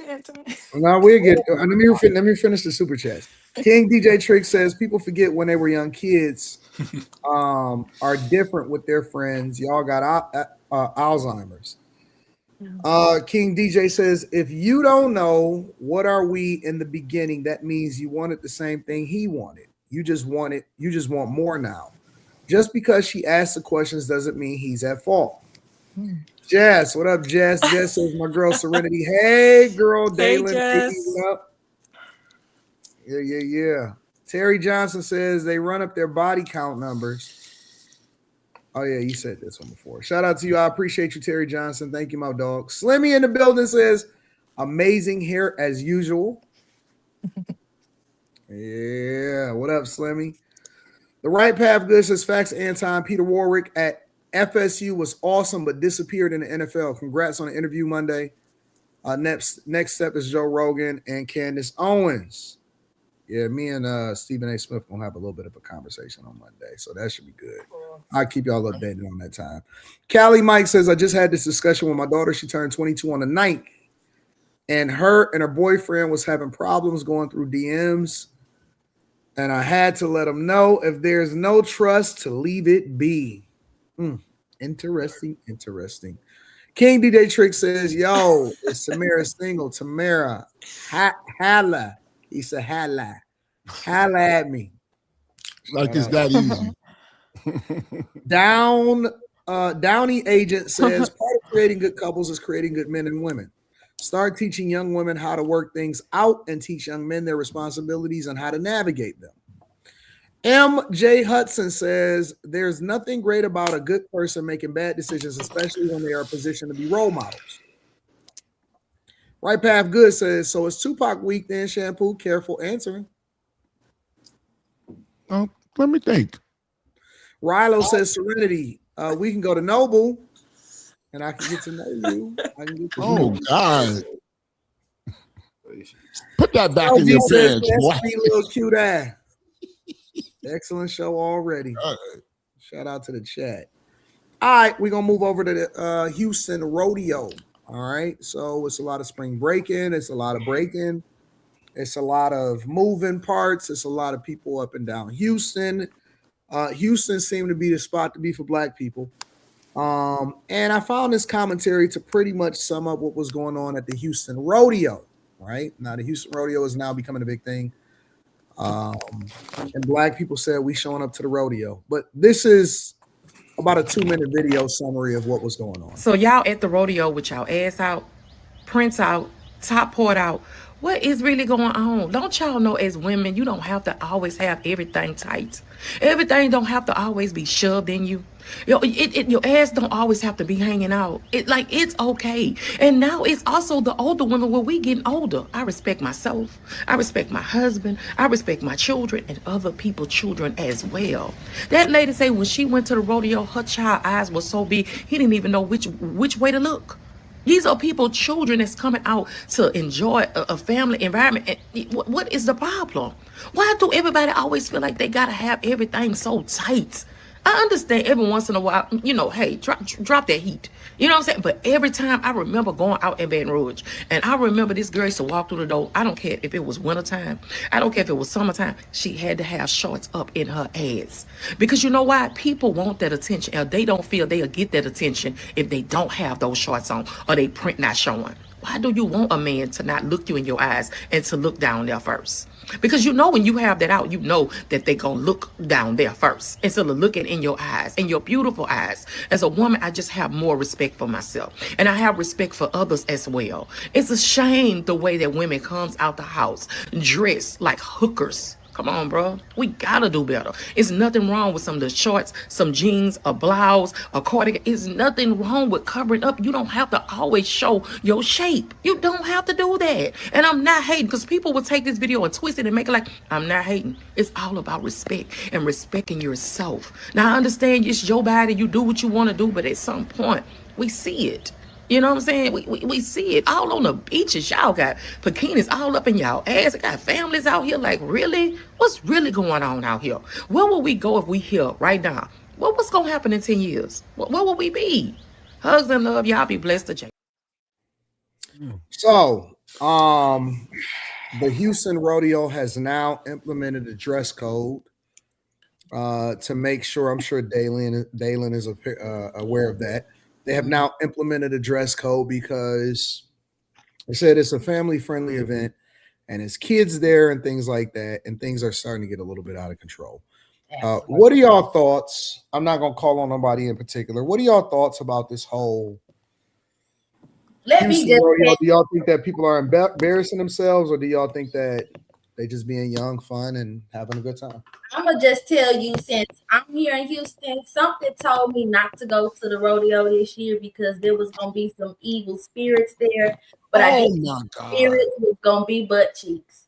But it was also fights and stuff going on. I knew it was gonna be an accident because these women, they must have confused the rodeo with the trail ride. A lot of these girls, a lot of people flew down here for that. So a lot of the women that were there are not true Texans.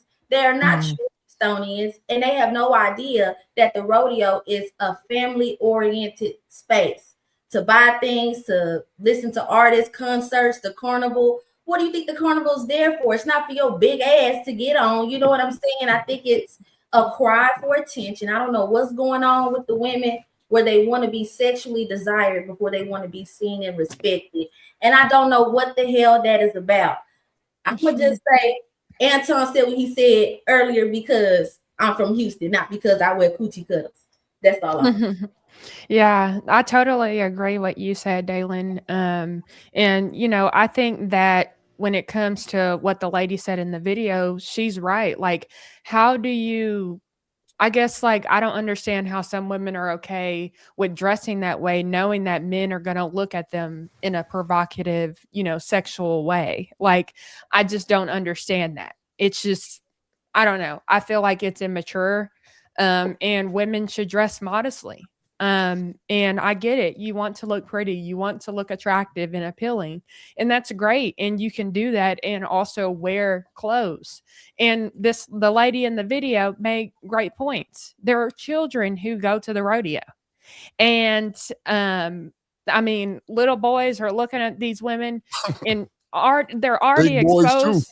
and of course, older young men and men too. But you know, they're already exposed to so much sexualized media, you know, whether that be traditional entertainment. You know, last time I was on the show, we talked about, you know, even more than just entertainment. And so there's so much that these kids are exposed to, and it's gone too far. So the fact that the rodeo had to set this dress code just speaks volumes. I mean, you would think that people can put two and two together. But this is 2026, and you know, no shame, you know, have no shame, Sexual right? liberation, right? Yeah, Sexual liberation. I think it's very perverted, though. It's really perverted to me that it's. I just hate that Black women are kind of the face of sexual degeneracy. Like, I just hate that That's because they y'all represent me as women. You know what I'm saying? Because it's just like we're not all like that. And you know, they used to say, you know, being a Black person in a white space, you have to work twice as hard. I feel like some Black people are putting that stereotype for us. It's like we have to work twice as hard to show that we're not like that. And it's because that's our representative. Like, that's our image for It's us the as Black hypersexual women. culture that they push. And I think don't about like that. I don't yeah, like it. think about people like Nicki Minaj. She's kind of become more conservative now. And I don't know if this is true, but I saw on X that I don't know if I couldn't find the original post. I don't know if she posted this because I know she's been kind of off of some of her social media. So I'll have to find if she actually said this. But apparently she said that she wasn't going to wear any more revealing clothes because she wanted to be more modest. Now, I need to go and make sure that that is actually what she said, but I saw two people reporting on that, so maybe she did say something along those I lines. still don't even think Very that's com- possible because you have very a convenient to do that stripper's now. body, regardless of anything that you have. Even if you have on normal clothes, it won't look normally because you have an unnatural body. It's Like very I any and understand. everything I you wear. understand. You get $100 million, and now you want to get conservative and say you don't want to wear provocative Yeah, clothes. Hold on, wait a minute. That's the true pander. Slander here. No Nicki slander. We have a Love guard. Nicki, but it's the truth. Nicki $100 million You can't be woman, biased, and now she Damon. want to You talk can't be about she want to biased. get. I have to be biased. I don't know. She seemed like she. I'm biased with Nicki Minaj. She can't be used as an example because she's a rich ass bitch. We talking about broke hoes who was shoving their drawers up their behinds down to the But carpet. those women are looking up to her, That's though. what Yeah, they're those- following. They're following that stereo. They're following. No. Those could never be Nicki Minaj fans. And I want to point out something. Black women aren't as much as the Look at how she defending Nicki Minaj and her sexual degeneracy. Yeah. Well, you gotta understand, like, these women are no one. Like, they're just walking outside the show. You know, she's dressed a certain You way. ain't gotta be nobody now. All you gotta do is just get But we online have and bust it to- open. That's the culture that we in. Like Dalen, I think that the men are right on this because when you think about it, Nicki Minaj has been promoting herself as this sexualized celebrity for all these years. She just now started saying that she's distancing herself away from this. And I actually covered a video just like a month ago where she was kind of talking about how she became a conservative and things like that. And that's great and all. But at the end of the video, I said, you know, with all due respect, Nicki, I got to hold you accountable.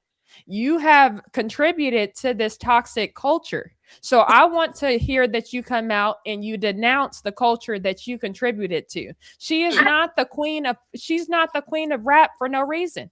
She's not gonna do that. She's not gonna do that because she's running. That's all game. I think that response is to somebody like a Cardi B, not Nicki Minaj. You have to understand that the female artists in the rap hip hop industry. What's wrong with Cardi B, Dylan? Sells, and she did it for her career.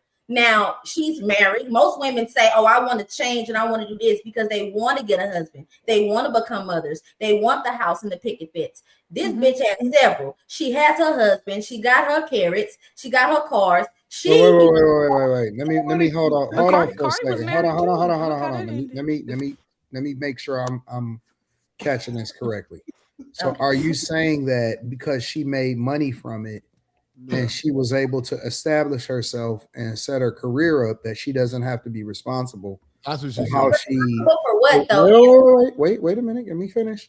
she doesn't have to be responsible for how she impacted and influenced other people? That's what she's saying. Where is this evidence that you're getting that her attire throughout her career, for her career, has Her name is Nicki Minaj. I don't know bars. True bars. Wait, hold on. Give me a second. Okay. Because I'm getting Her name is Nicki Minaj. Yes. Onika Tanya Mirage. The Nicki face and everything. I Not love it. Mirage, That's funny. Not Mirage, Minaj. She's the prototype of a modern day baddie. Okay. And So clearly, okay, so clearly you bias, right? You I just told you I'm not. If you want Very to say much so. well, if you bias, then why are you speaking on the subject? Because you know you don't have the hold on, give me a second. You don't have the ability to be objective. Yes, I do. I'm letting you say that I'm being. If you see it as being biased, then I'll say that. But I'm You gonna said that no. You said She that said I you're biased. admitted it. She said I admitted it. Wait, you said that you're biased. This ain't got nothing to do with me. If you truly believe that I'm not looking at this objectively and not abstractly thinking, you are wrong. Now, of course, I'm a barb, so I am going to defend Nicki, but I'm not going to allow y'all to say that her career has been responsible. How can you defend somebody and you don't even know what the accusation is? You don't even know who you're accusing of being influenced by her attire in her career. Where's your evidence to say that these hoes at the rodeo are and watching her throughout her Why are career? you calling them hoes? Daylan, can I say something? Disagree with somebody doesn't mean you don't stand for them either. You can say, well, this person did here is wrong. I still support them as an artist. I don't think it takes away, I don't think it takes away from that. This is not that situation for me. Like, Yeah, but you could say they shouldn't dress like that. You don't have to call them hoes. I don't think the girls are maybe hoes. you're right, because here I mean, down that's here, a stereotype, unfortunately. in a hoe. So you're right. Listen, we have talked about all kind of subjects, and I have never seen you this animated before. So, and nobody even said nothing crazy about her. Yeah. I'm not. You jumping to her defense about something that ain't something. It's always in it dragged. Somebody got some audio problems.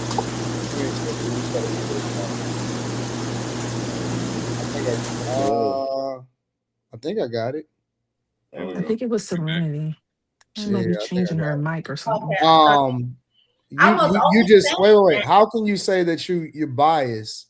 You admitted to being biased, but you're saying that you can be objective. That don't even make sense. My premise is if you're going to use someone in the limelight like that, then you need to use someone who is more likely to be held responsible, someone who actually promotes degeneracy. There is another person in the same type of limelight that wears her ass out any type of way. No. We're not gonna go with nobody else. I see what Daylan said. She's more known for no. But some people you can't tell us what we the can. other ones are more known for hypersexuality. You can't tell us what we can talk about, bro. Okay, well, you can't tell me that. We love. Listen, we rock with Nicki's transformation. Some people do, some people don't, right? Like, you got the choice to pick and choose. I think that she's right on some issues, and she may not be so right in some people's minds on other issues. But you can't tell us that we can't talk about it. I want to point out that Tamara did say she doesn't know for a fact if she did say this. Now, if Nicki pops up and continues to dress how she was dressing, then we can't say, oh, well, you can't switch it up. So I don't want to speak too much on that because she said she hasn't really found the evidence. Well, why are you speaking on it? Because of the fact that y'all can't even say, oh, well, she did. You said you don't want to speak too much on it, but you're still speaking on it. No, too much on the fact that whether or not she did say, I'm going to dress more conservative. We don't know if she said that. You can't tell police nobody. You said what? You can't tell people they can't speak on it. And regardless, she still contributed to the degeneracy. She did. Regardless, whether she said it or not, it doesn't matter. She still contributed to it. Just like Beyonce in some type of way, just like Cardi in some type of way, just like Lil Kim in some type of way. They all did. It's okay. I still love all of them. Yeah, you don't want to see Lil Kim no more. They are grown. They make their own decisions, and what y'all are doing is making excuses for women. They shop for their own clothes. They put them on in the morning. They go outside. There is no grown woman that's influencing these women. Now, if you want to say they are, then blame them. No, you're right. You're right. You're absolutely right. As grown women, they're not influenced by her. But as young children, 15 years ago, she was. Hold on, y'all. Hold on. One second. Are you this smitten and influenced by a rapper that you're not able to even think for yourself on this issue? Well, that's your problem. You think that she's just a rapper. She's not. She's an influence. Now, rapping is her career, but I think she's overall been a positive influence. When you see Barb's when you see Barb's and their children, Barb's are surgeons. Barb's are your doctors. They are your pilots. They are your flight attendants. They are your nurses. They are everywhere. Even the children. Children are doing great. So they are homosexual. They are trans. Throw all of that in there too. Listen, hold on. Before we finish this conversation,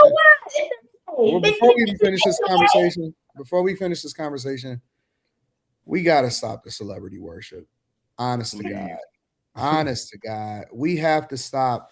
We don't even worship God like this. We don't even got Jesus at the forefront of our mindset.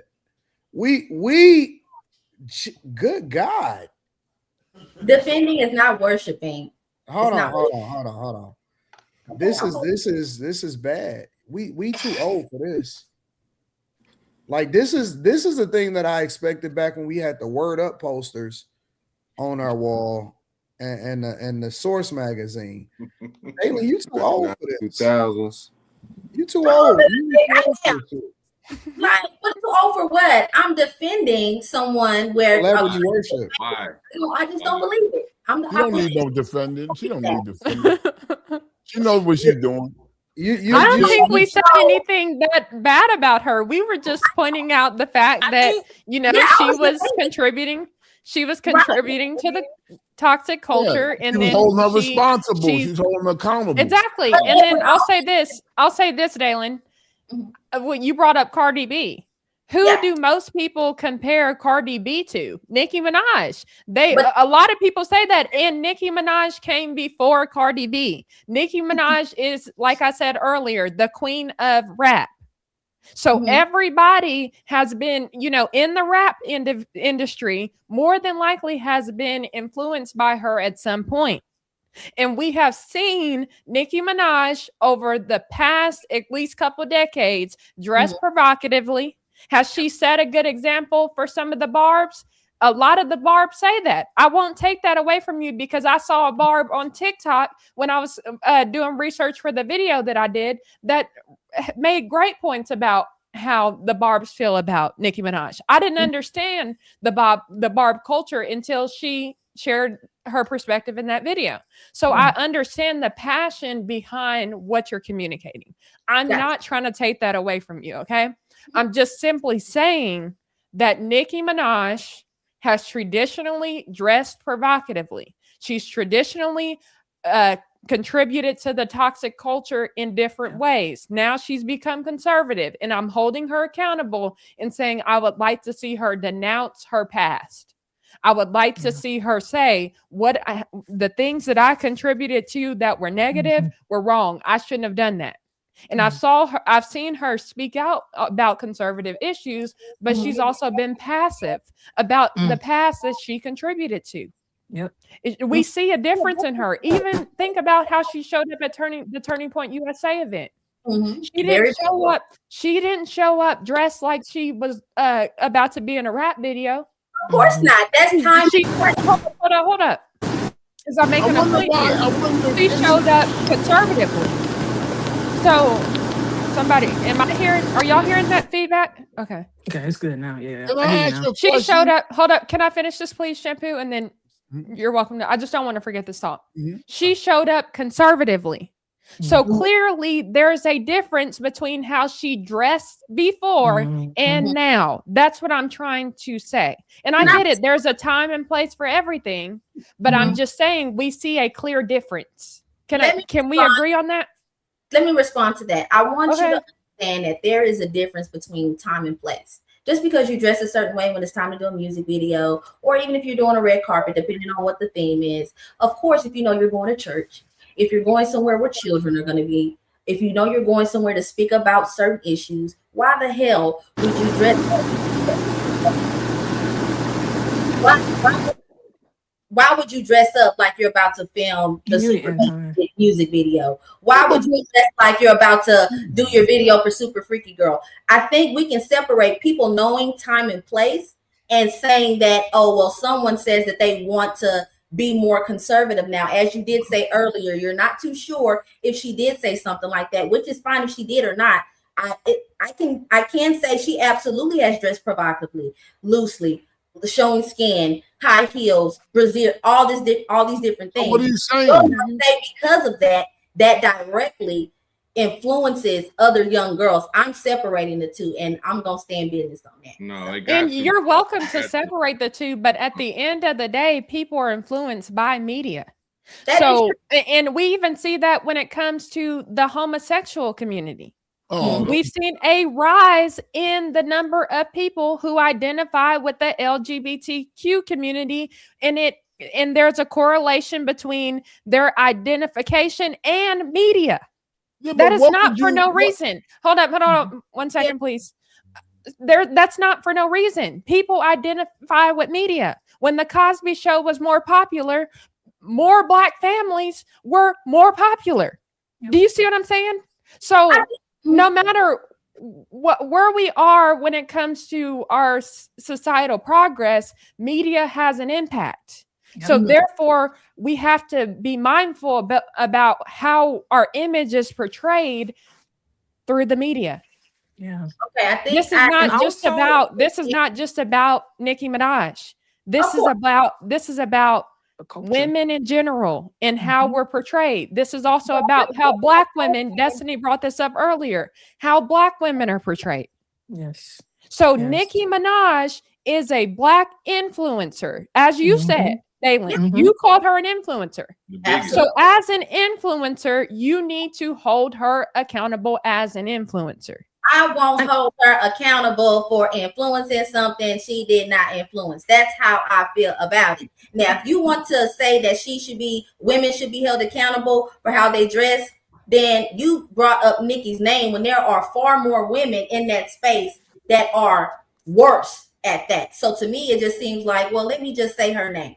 And can they not all be held accountable? Can they not all be held accountable? Hold on, wait. Let me just say this. That's your God. Oh, Jesus Christ is my God. Nicki is your God. Nicki is your God. Jesus Christ is my God. Jesus is Lord through the blood of the Lamb. Jesus is my Lord. Wait. Let me ask you a question. How could Jesus be your God and you had sex before you got married? Oh Lord. Question. Let me say this. Hold on. How could Jesus be your God and you I didn't say he was. You said he was. I didn't say he was. You said he was. Don't mean that God can't be Don't my lash out at me because I'm holding you accountable. Don't lash out at me. I didn't do anything. That does not mean because I am a sinner. She could be born again, Shampoo. My Lord and Savior. This is sin. We fall down. Hold on, y'all. Hold on. Listen. You're gonna do the whole honestly, I do think, honest to God, I think that's your God. Okay, Anton. No, for real. I do. I'm being serious. Like, I think that's your God because I haven't seen you this invigorated to defend anybody. And you're wrong.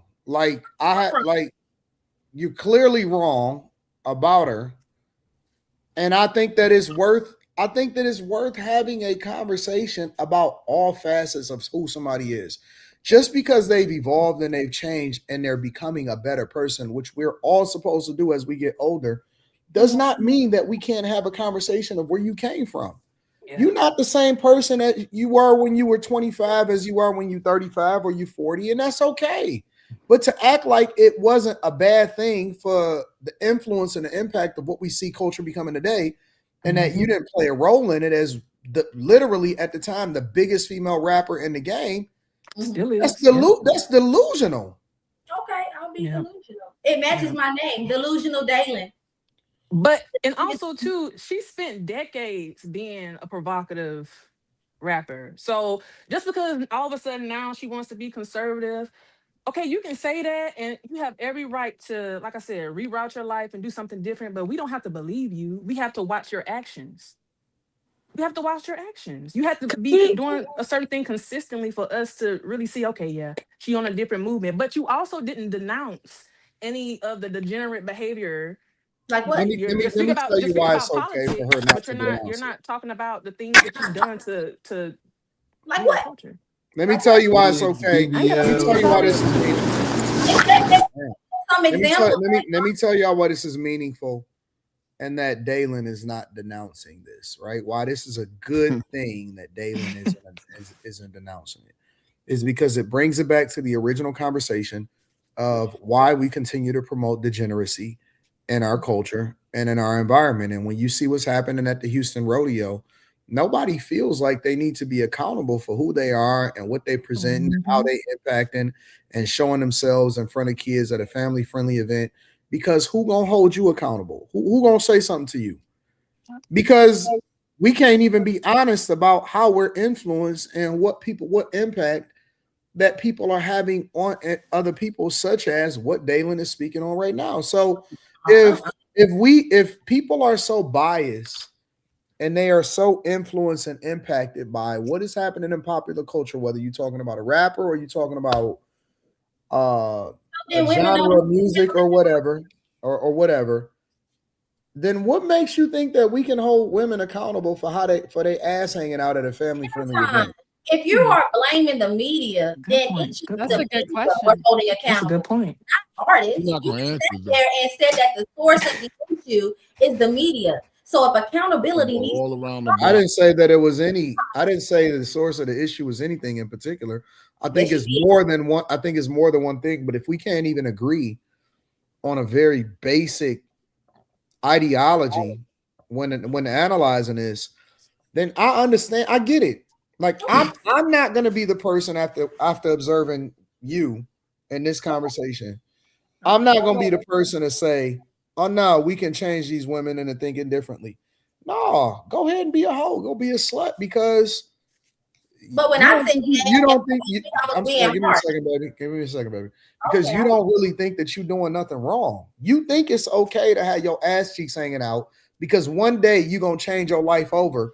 But in the meantime, it's nobody's fault that I did it because that's just who I was. People want their cake and eat it too. Y'all heard me in the beginning when I was calling the women with them coochie cutters and them daisy dukes down at the rodeo. When I was calling them hoes, y'all was saying don't call them hoes, but I know they hoes because hoes. But it doesn't matter because your words fall on deaf ears. The first thing that I did was told the women who are responsible. It doesn't matter. Where children were. It doesn't matter.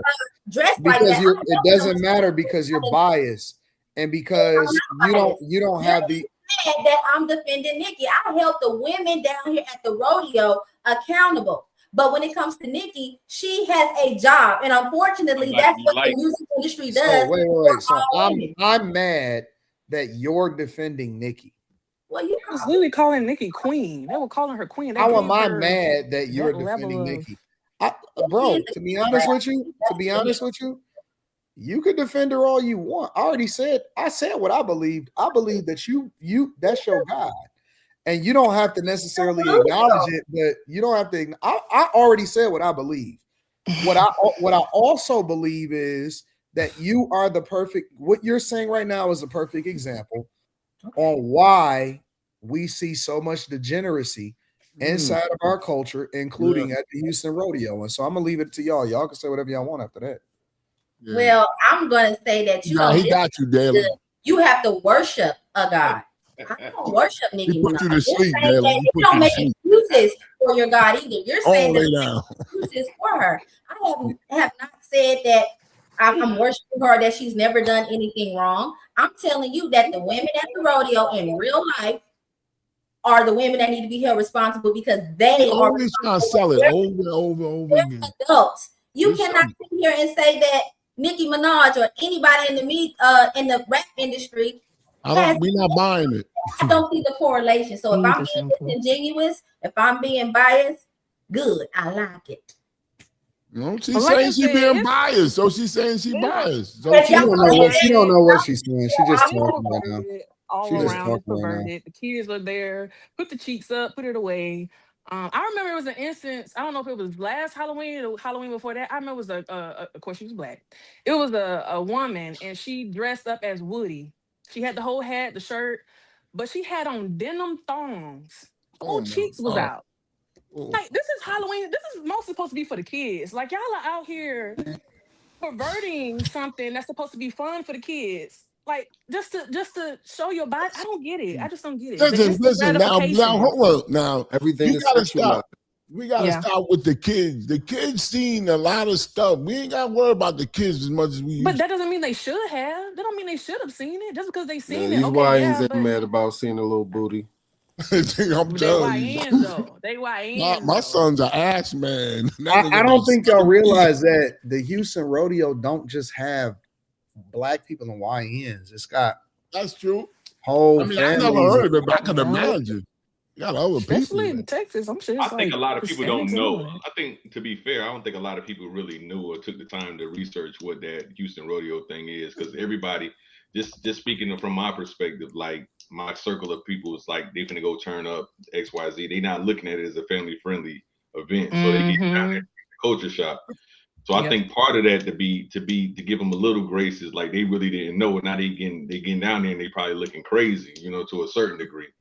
I think now they got a dress code, and now they got a dress code. The beach is family friendly though, so I'm confused. But no, I think at the beach. I mean, at the beach though, for real, acceptable. Like you can't be if somebody on the beach with a thong on, you kind of got to chalk it up to the game. I think to a degree. And where else you gonna wear it at? Like if that's what you at a beach, is it gonna be at a beach? Some people gonna have some extra stuff on. That's gonna be what it is. But at a fair or something like that, I think it's a little bit different.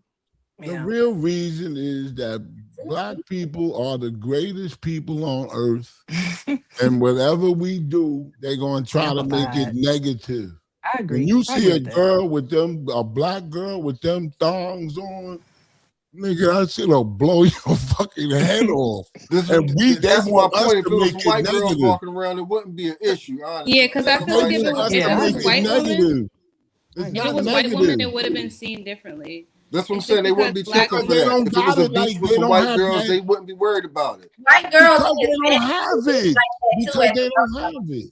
It was all. Wait a minute. This became a race thing. They brought that up. I'm just talking about how Pooh tried to flip it into a race issue. It was all races of cheeks. I didn't say it was a race issue. It's not that it's a race thing. It's just that black women are shaped differently from white women. Right. So you don't have to say differently. Shorts, we're gonna look different from a white woman that's wearing a white girl that's wearing t-shirt and shorts because she's slimmer and we have like a natural. We have spillage. Be my question. Well, hold on. Wait. Daily, you from Houston? Do the white girls like dress like that as well at the rodeo?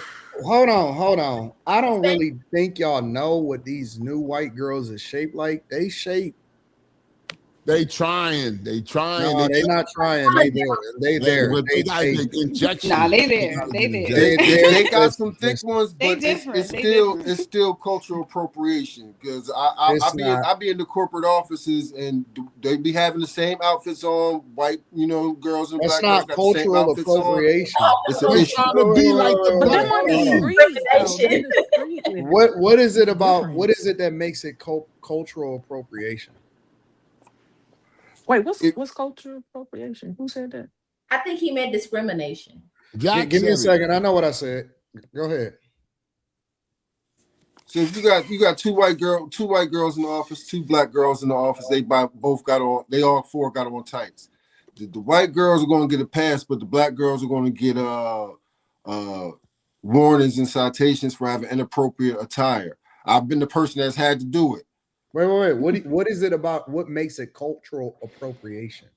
I don't know who said cultural You appropriation. did. You I did. did, nigga. You just spoke wrong. It's all right. I spoke wrong, then I ain't afraid to say I spoke wrong if I said it. You know, look, I got reposado and 3 cups over here now, but yeah, I think it is a racial issue and a cultural issue sometimes when it comes to those type of things. Like I said, if it was some white girls walking around in thongs or anything, the same outfit, it wouldn't be a problem. Why do you think that? So let's assume, because that's the way America is. Wait. It's no black people complaining about this. It's not black families complaining about the Houston Rodeo. It absolutely is. It 100. I just did a review video. There's multiple different black people that's down in Houston and say y'all coming up here and fucking up our shit. So that's number one. There was a black girl that made number two is fighting, is guns. It's now a bunch of other shit that's at the Houston Rodeo that wasn't there when the niggas. Well, that's came. Different than thongs. Hold on. Now, number three. Let's assume for the sake of conversation, and let's play it your way. Should we hold our women to a higher standard, or should we reduce them to whatever everybody else is doing and say, well, you ain't say it because she did it? Or should we say our women are different, our women are better? We need to hold them accountable because we don't want our women looking like that. I don't think those women would be considered better. Those are the best. Those are the best representations of our women. Why is the response to say, well, they pieces of shit over there? So why are y'all only calling our women pieces of shit when they act like pieces of shit? I think should we not have a higher standard for our women? We should. We should, but they not gonna have it. I mean, when you say we, me and you don't control the pulse of it. They're pushed by social engineering, social media. We can't control the culture. Of course, we want our daughters, our wives to be held at a higher culture, but we're not the ones controlling the pulse of it. They learn it, like you said, from the Nicki Minaj's, the Sexy Reds. That's who they learn it from. So we got to stop it there. That's the point where we got to get back to. But as far as what people online saying they don't like people coming out in thongs and all that stuff, people gonna wear what they want to wear. Now the YNs, the niggas doing nigga shit, we need to just cut them out the picture all around. We don't need them out there. Yeah, you know what I mean? So that's something else we need to deal with in the culture, just the ratchetness. You know, what they used to say, you got black folks, then you got How niggas. Can you like deal the with niggas the gotta go. ratchetness if your ass is hanging out at a family-friendly event and you saying what you saying? If ass is hanging out at a family friend, who made a family friend? I'm not up on the Houston Rodeo show for it to be. But you do but Jack. Let's be honest. Come on. Man. No, I'm keeping it 100. I'm at a rodeo show. I don't got no problem with asses being out. I'm confused on why it's a big issue. Because it's a family friendly. Because it's so he likes that. He likes it. Man, I don't have no problem. If I'm in a situation where my kids is at and I don't want them to be there, I can make them leave. I'm not going to ask them to shut the function down. I don't want. But they already seen the cheeks already. Why? If you okay. What place is safe? What place is safe to where we don't have to worry about our kids? Because in America, no place. These chicks is dressing like this at the park, Disney World. They like this at IHOP. You missing what I'm saying? Why can't there be why can't we have at least some level of respect for ourselves in the daytime where we take our kids at? And because I'm not against people doing whatever it is that they want to do too, but it used to be a time and a place for that. It used to be, okay, listen, you can make it shake over here, or it was a time for that, or it was an adults only event or a resort or whatever the fuck you want to, however you want to frame it, right? There used to be a time and a place for that. Why does it have to be where the kids is at? That's all I'm saying. You answered the time. They twerking at the red lights. You said you don't have a problem here. You said you don't have a problem with it. What'd you say? You said you don't have a problem with it though. Me personally, I'm not gonna say I'm a saint. I'm with all the ratchetness and degeneracy. I'm just gonna be honest. But I'm talking about for the culture, for the culture. We talking about why can't we change for the culture? We got to stop it there. But that's the problem. They twerking on red light. Sexy Red got them in the headlock. We can't change that. No, you validated. You validated. I'm gonna enjoy the view. I'm gonna enjoy the view. I ain't gonna lie. I'm not gonna validate it, but I'm gonna enjoy the view. What do you think that validation is? Validation is me enjoying the view, you know, dropping a little pencil or something, asking her to pick it up, you know, while she in her little outfit or something. You know, if I'm at the rodeo, I'm gonna have a good time. I'm gonna tell the kids to go inside. I've been at the party when I gotta tell the kids to go inside. We had the parties, mama said kids go upstairs, the grown folks is downstairs doing what they're doing. People know how to close their eyes when they want to. It ain't that big of a deal. You don't think they're peeking out the window even though they're inside the house? That's not my issue. Everybody else so kids wait ain't my a problem. minute. So wait a minute. Let me ask him something. Everybody's kids ain't my problem. My kids Jack, calm down, Jack. So if you walk past, you said shampoo the other night. You don't like people tell you calm down, right? No, just come on. Don't get mad at me. Listen. But if you walking past a lady's house, right? She don't got no shades on her window and she's getting undressed. Would you look into the window? Nah, I would not. Oh, see?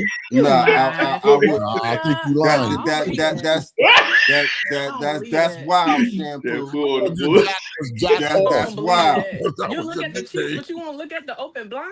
Nah, I'm not looking through no blinds. He was adamant about me in the line with her ass cheeks out. I'm going to look, but no, I'm not going to break the law. But what's the difference? I'm just testing you. I'm just testing your degeneracy. Legal is the difference. It's illegal to look through somebody's blind. I don't know you. I was just testing. No, he said they're open. He said they were open though. They were wide open. So you can have your windows open. If someone sits there and looks through your window, it's still illegal. You walking down the sidewalk. You gonna keep it pushing. I'm not stopping. Jack.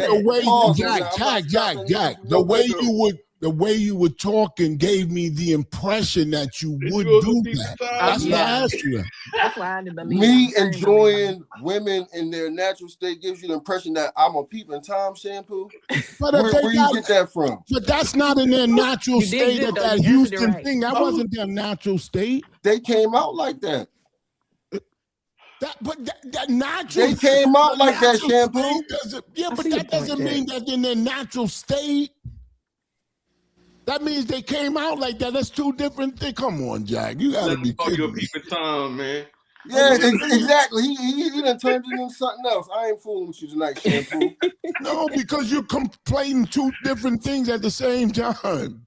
All I'm saying is, you said I like to see women in their natural state. That means naked. No, I said if a woman is out in her natural state, as in she's out in the world and whatever she wants to be in. I'm going to look. Do you think you're a part of the problem? I think he's part of the problem. I probably am a part of the problem. No, I'm just playing. Yeah, definitely. No, I am a part of the problem, but the problem started with them. The problem started with them. Anton asked the best question. Wait a minute. Let me ask him this. Because he seemed like he's honest. I'm gonna keep it a buck with you. If a woman is dressed like the girls at the rodeo, right? And something, let's not get into it. Okay, she gets great. Right? No, don't. He's getting what? Don't get. Come I want on, you to shampoo. answer. I want you to answer. Don't direct this to somebody else. Before you what are you getting scared for? Don't even continue with that sentence. Don't do it. Bestiality. I really can't believe it. Y'all got beat with. Can I talk?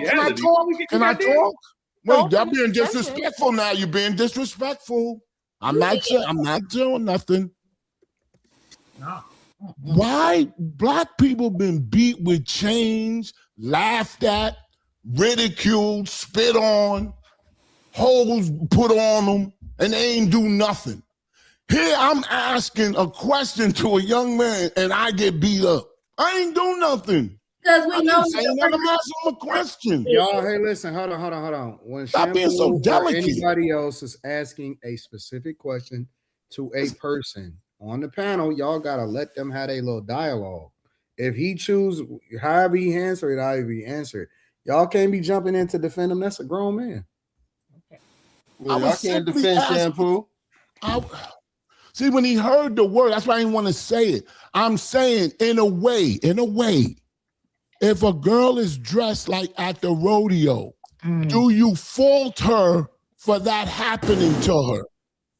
You will Can never you? fault What her was for the that happening. question? Oh, I don't even know what the question was. The question yeah, is the questions have nothing to do with each other, but no, you wouldn't fault her. I hope you wouldn't, Shampoo.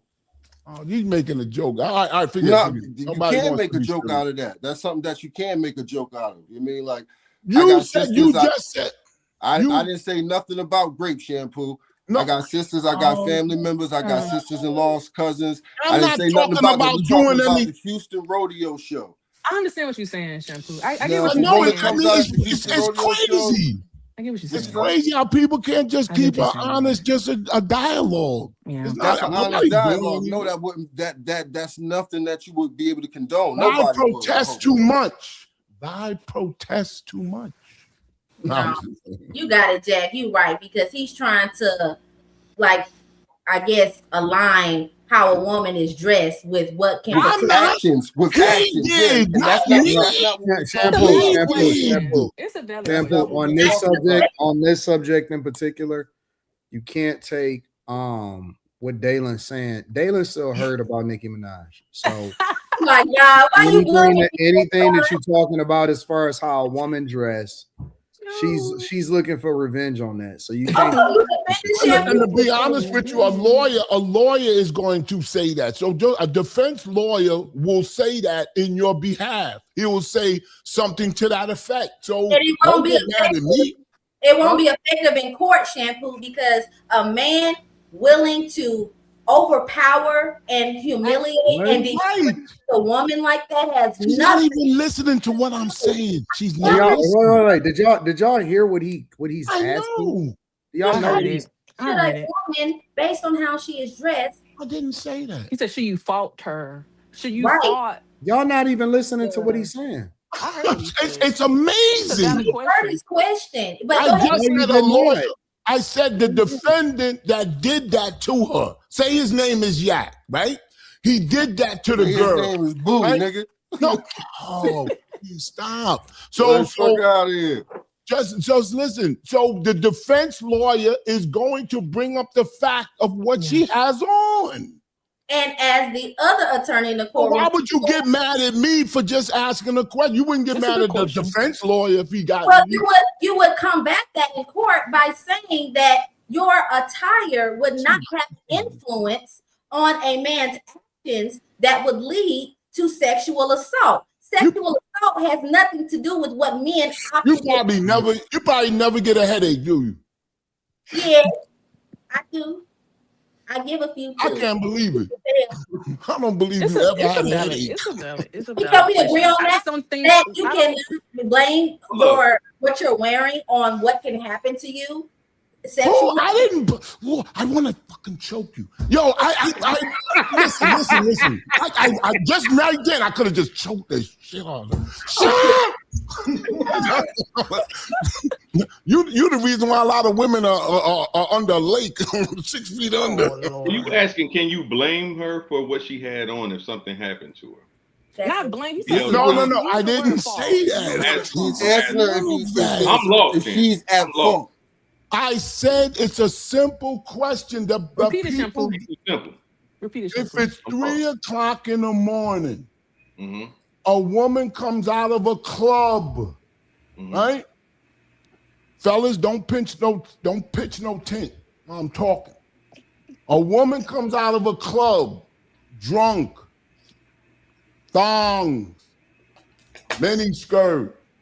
You know the drill, right? If something happens to her on her way home, there are people that will blame her because of what she was wearing. Okay. And those are the people. Hold on, please. Give me a second. Are you done, Shampoo? Yes. Okay. What Shampoo is saying is not that it's right. He's not saying that, oh, I'm giving credence to the fact that this is supposed to happen. He's describing a situation that basically says when women put themselves in certain positions, they then remove the sympathy, they remove empathy, they remove a lot of.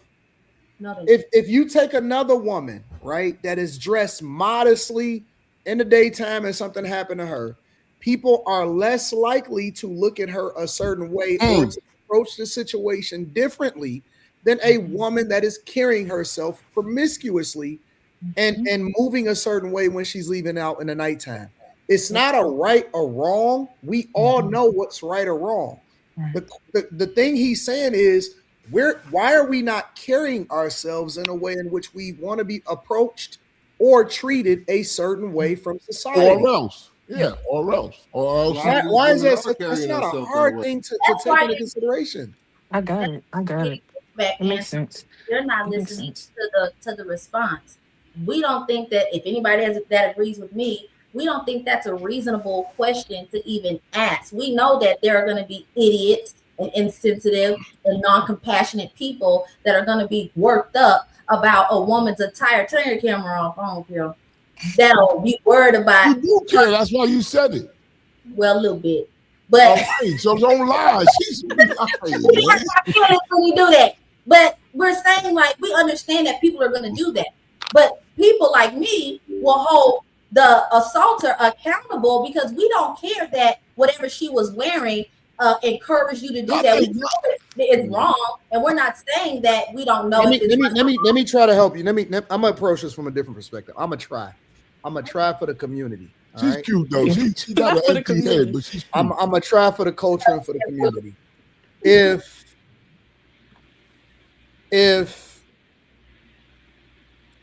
Susan, that is dressed modestly, has family that love her, and goes out and she regularly goes to the grocery store on Tuesday, and she didn't make it back home, they will do a wellness check and they will probably throw up a bunch of posters in order to find her immediately to figure out what the fuck happened, because she's a contributing member of society and she carries herself a certain way. If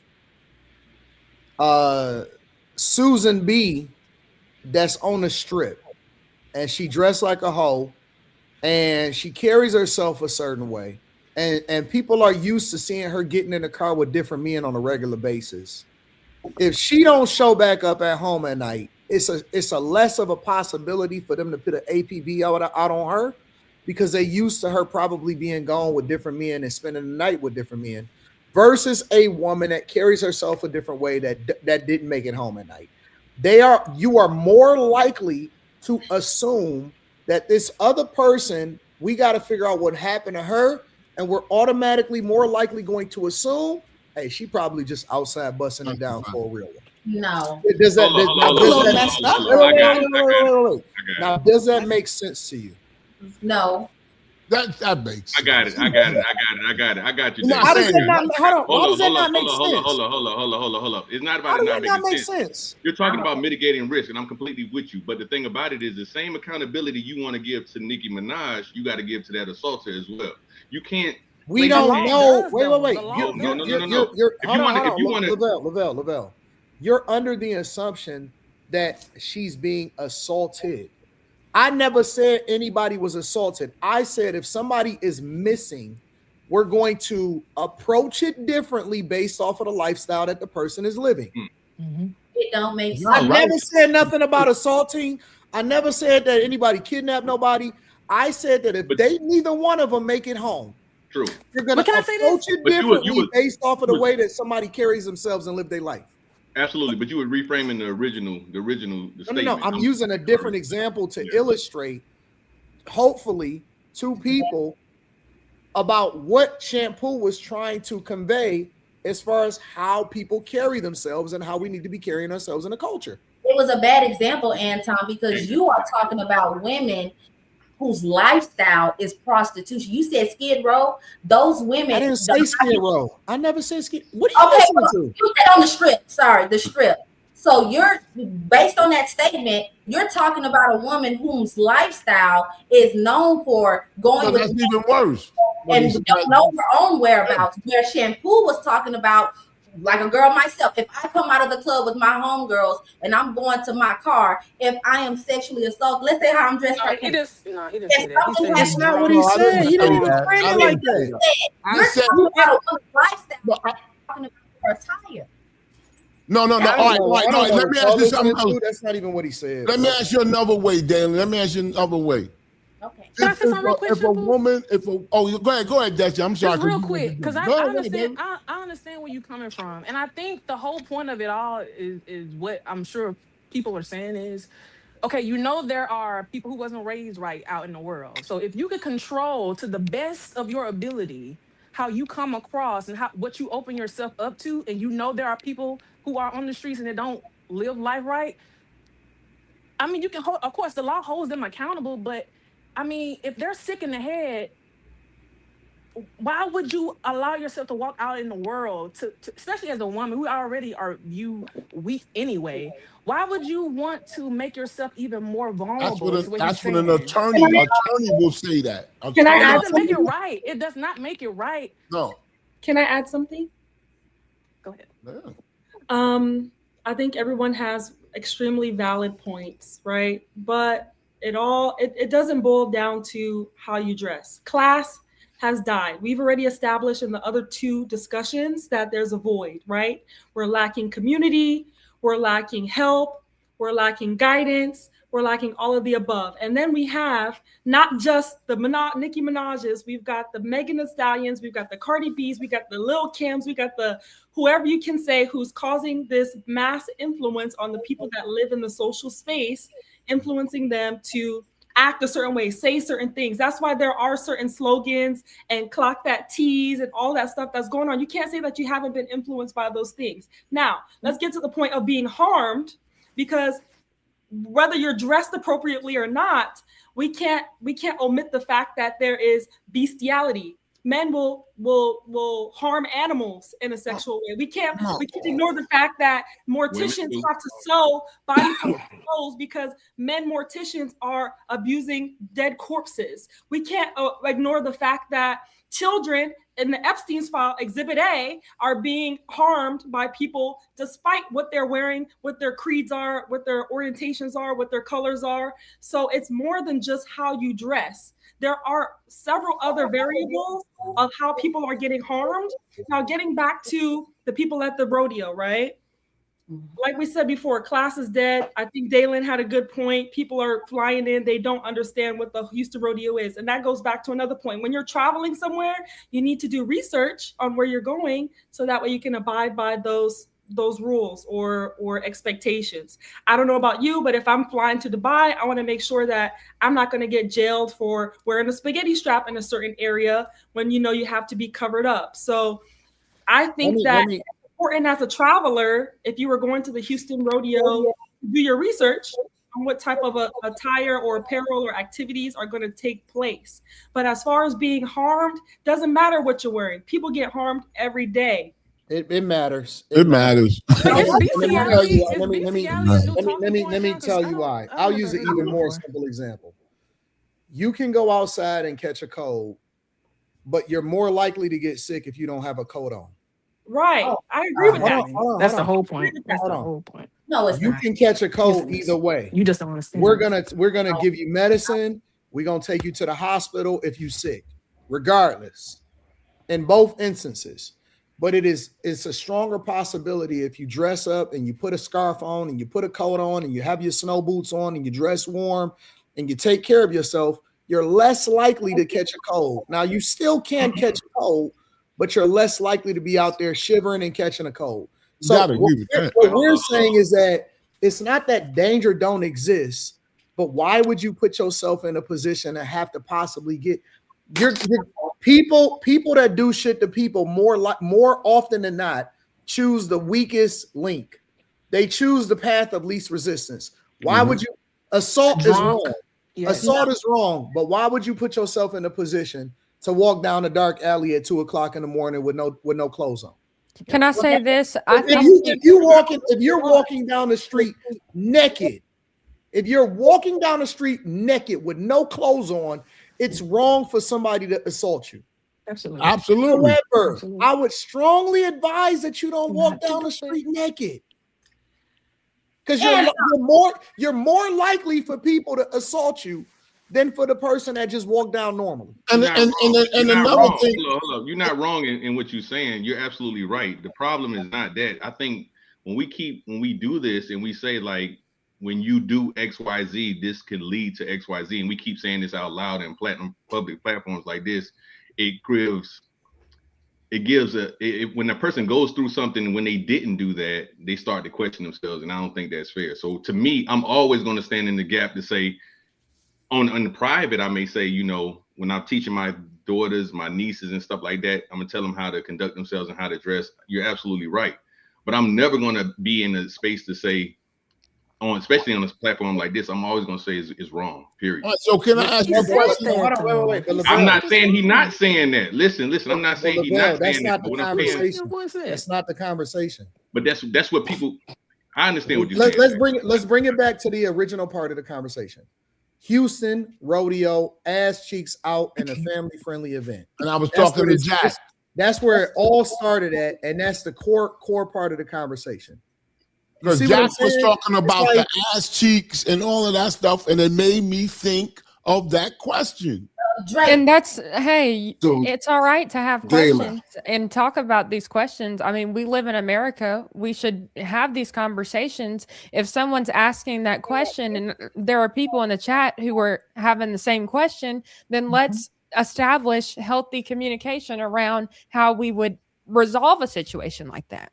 So so there's nothing wrong with asking questions. And I think that all of you on this chat would make great lawyers. Everybody on the panel would make great lawyers at this point. And Serenity, to your point, where you're saying, when you mentioned that class is dead, I would have to disagree with that. Class is not dead. I think that women refuse to live up to the standard of what a classy lady looks like. However, class itself is not dead. It's timeless. So I wanted to mention that. That's right. Now going back to responsibility, let's get off the sex stuff or booty stuff.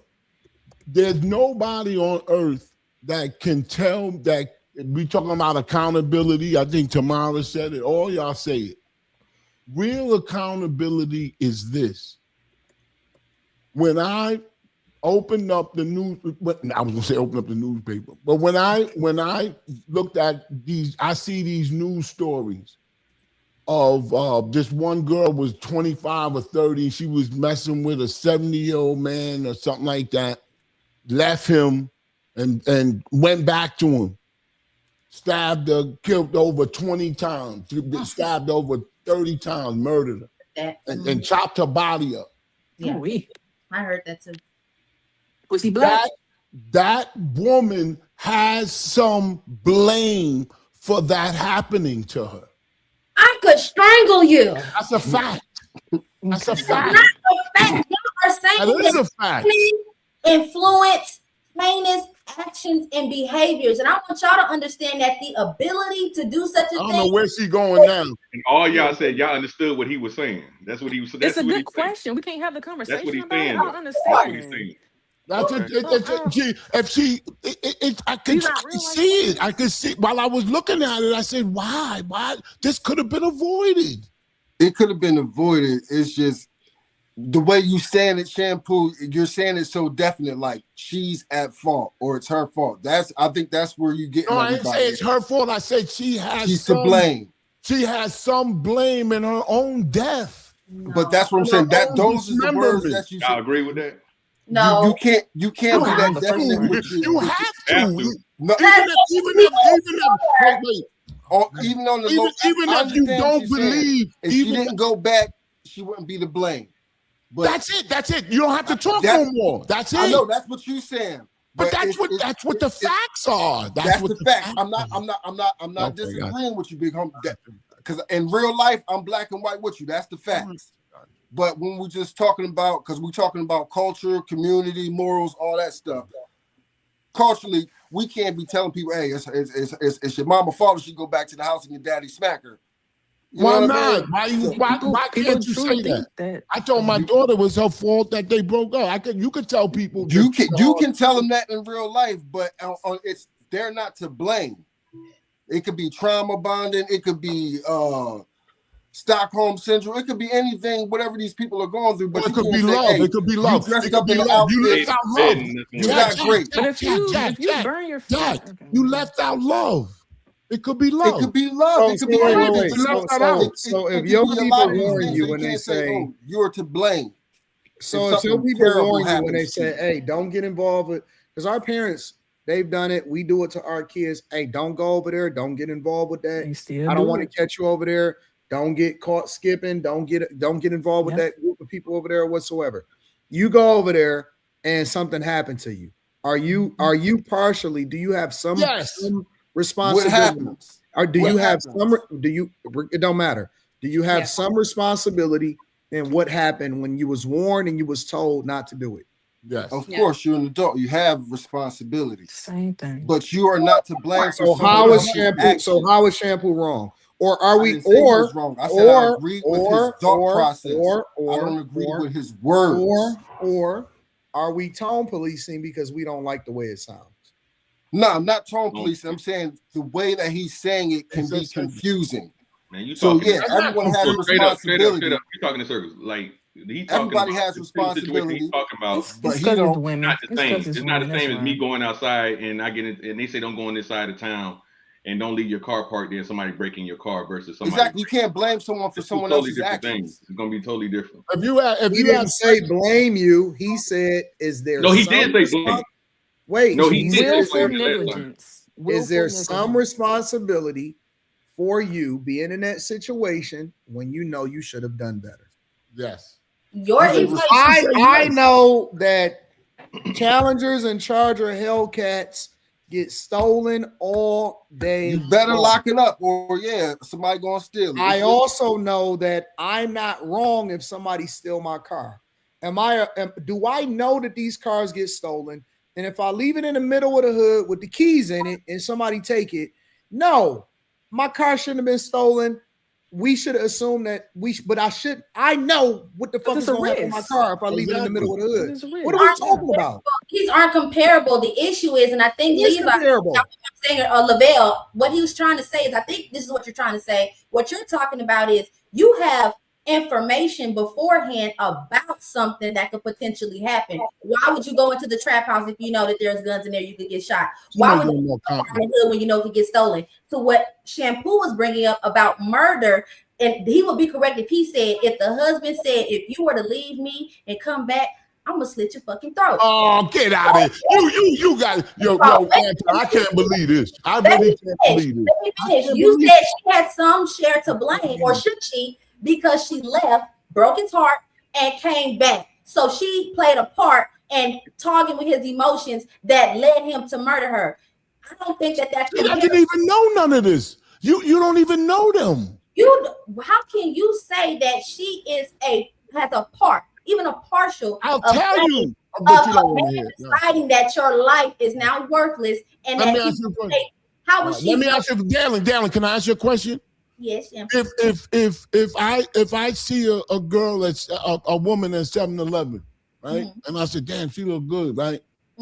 Me and her chilling. I take her to the hotel. I have sex with her. I got 3 kids and a wife at home, right? I have sex with her. I get AIDS. Whose fault is that? It's your fault. Do I have something to do with that?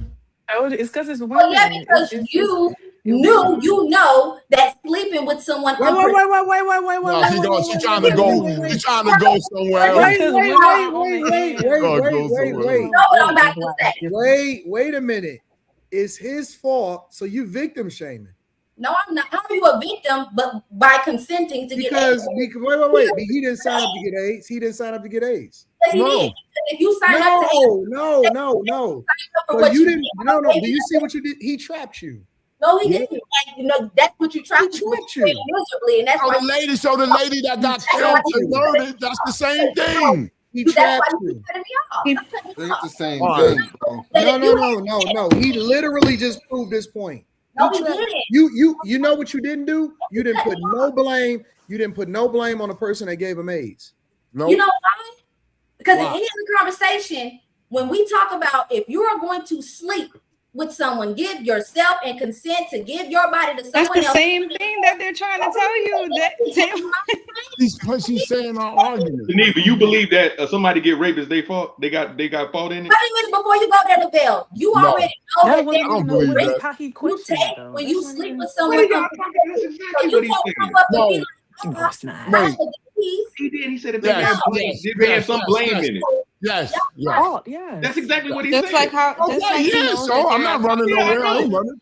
I ain't I know. running. That's No, exactly but what he see, said. but That's see, what the he thing said. about it is that neither Shampoo, myself, we're not saying that the man does not have some level of responsibility in that. Because the law will hold him But accountable. but Absolutely. they're changing whose fault it is, depending on whether or not they agree with the situation or the circumstance that they are the victim in.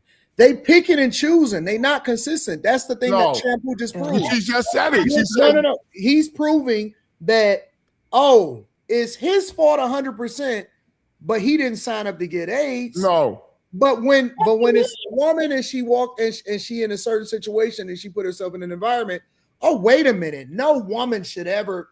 No, Now that's you're- Crazy. you want to switch it and say you're picking situation. you're picking and choosing when to hold yourself accountable and when not to hold yourself accountable. Let me respond. You just said situation instead of speaking specifically to what Shampoo said. He was talking about a murder that the woman Doesn't that was matter. murdered. Let Don't me matter. finish. Don't Let me matter. finish. That Oh, she God. played a piece of blame to something as serious as murder, and you bringing up something that cannot be compared. If you sleep with someone, AIDS is murder. if you sleep with someone unprotected, the person obviously did not disclose that they have something, is a shitty person for sure. But you did not protect yourself and did not hold yourself accountable by not Okay. This All right, is Dylan, can I crazy, just bro. respond This real is quick? crazy. Dylan, please, Dylan. Okay. All right. So, This is all right. crazy. So I'm gonna spit it back at you. Okay. You right? Say you right about everything you just said. I am. Now, okay, you are. So Now, the 25-year-old girl, the story that you know about, we don't know her mind or nothing like that. All we know is what we're reading. She left him. She left him and went and came back to him. Right? She left him because he was abusive. Then she came back. He killed her, chopped up her body. You don't see in that scenario that she has some blame for her own death. You don't see no blame for her, but you throw all the blame for me because I had sex with some lady. I'm gonna say this. Not You me, said but that- the other. I came across that on Twitter. I didn't read the whole thing. Don't try to divert. I'm not diverting. I'm responding to you. Now you just said something key that I did not know. Where you seen it at? Yeah. That he was abusive, and we all know. My opinion is that if you're abusive, you have the capability. I'm talking about that story, that particular story. No, that's what I'm responding to. What you just said, I did not know that she left due to the abuse. Now, You don't listen. woman that goes back, whether they have to, it's their own residence. I'm not going to say that they played a role, but they really did not help the situation by staying away. You don't want to say it. She almost did, but she won't say it. Information that he was abusive. You posed it as she just left because she could, but then came back and he murdered her. Just because. But I still place the blame on the murderer. But I definitely can acknowledge that you can't go back to your abuser and let me put a pin in this because we got to get to one more question. But I will say this: these are great questions to have with somebody across the dinner table. Pose a scenario and see where her mind is at, so you can find out whether or not you should even continue the conversation with her and get into a relationship with her. These are the perfect vetting conversations because I think that women are batshit crazy and very smart. Unhinged. At the same I genuinely do. I think that women are insane. I genuinely think that women are insane, bro. I see why y'all was talking to the serpent. I get it. I genuinely get it now. For 43 years of my life, I've always tried to figure out why the fuck would she talk to this nigga, the circle, when she got everything. It makes sense. It makes sense, and it just does. It ain't no explanation that you need for it. None of that. It just makes sense. Meet them where they are. Don't try to change their mind. Don't try to have a conversation with them. They think they got the. Now I know why niggas got me too. Honestly, I know why guys, because women in their mind make up a story that they believe is true, and then their friends convince them that they're a victim. Yeah. Even on shit that they signed up for, there's no level of accountability. No. There's no accountability whatsoever. They forget that they was all in. They forget that they was the one that made the initial connection with the person. They forget that they was dressing nasty at work. They forget all of the times that they sucked his dick before the last time that they're going to accuse him of sexual assault. Yeah. This is then the friends at the funeral. You got to meet them where they at, and this is another reason. And I stand on this shit. I've been saying it for a long time. And for you simp ass motherfuckers that continue to flip flop, I hate you niggas. This is another reason why I do not by default believe any woman automatically when she claimed that something happened to her. I do not believe. Yeah. Hey, remember they was talking about the dump. I'm an independent, but the Democrats was doing that heavy. You gotta believe them all the time. They were crazy with that. By default, I say you gotta prove that shit. Yeah. I'm not taking your word for shit no more, ever. I think we can collectively agree on that you shouldn't automatically believe it. I agree with you on that because of so many women that have gotten innocent men locked up half their lives, and then there is no actual legal accountability. Let me ask you something, Dalen. My policy is to create a bill or a law that punishes to the fullest extent women who weaponize sexual assault. I don't think Dalen, if you drive in your car and the police stop you and you don't have your license on, and I'm gonna read super chats after whose fault is it? But what? If you drive, it's a simple goddamn question. If you're driving down the street and the police stop you and you don't have your license on you, whose fault is it? Okay, let me tell you what's wrong with your question. Oh my God. You asked me who is at fault for getting pulled over. Can you answer the question? Wait a minute.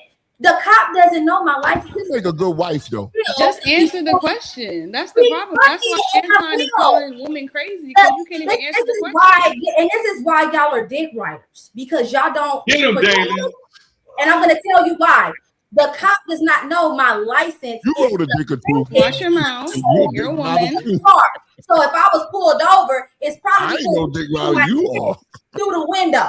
It's probably because my tag. Conversely, Dalen, this is the problem with women. No. This is the problem with some women. They're loud and they're wrong. You're loud and you're cursing. First thing is the police officer automatically, in most instances, runs the license of whoever it is whose car's name is registered to the car. They already know before they walk up to your car when they. Give me a second. He just said. I'm sorry, ma'am. Okay, Anton. Let me read super chats. Don't worry about it. We good. That's crazy. No, it's not. This is insane. Are you single, Dalen? Don't worry about it, boo. My man just brought me my favorite Gatorade. Let's read the super chat. Okay, that's good. God bless that nigga. Yeah, he got. God bless him. But she want all this. Patience for sure. Hopefully he gets to speak. Tell homie I'm holding him up in prayer. We hold him up in prayer. We holding him. No, Dalen, because you said you called them out of their name and now you want to feel some type of way about it. No, I didn't call anybody out of their name. You did. You called them dick riders. Oh, yeah, you did.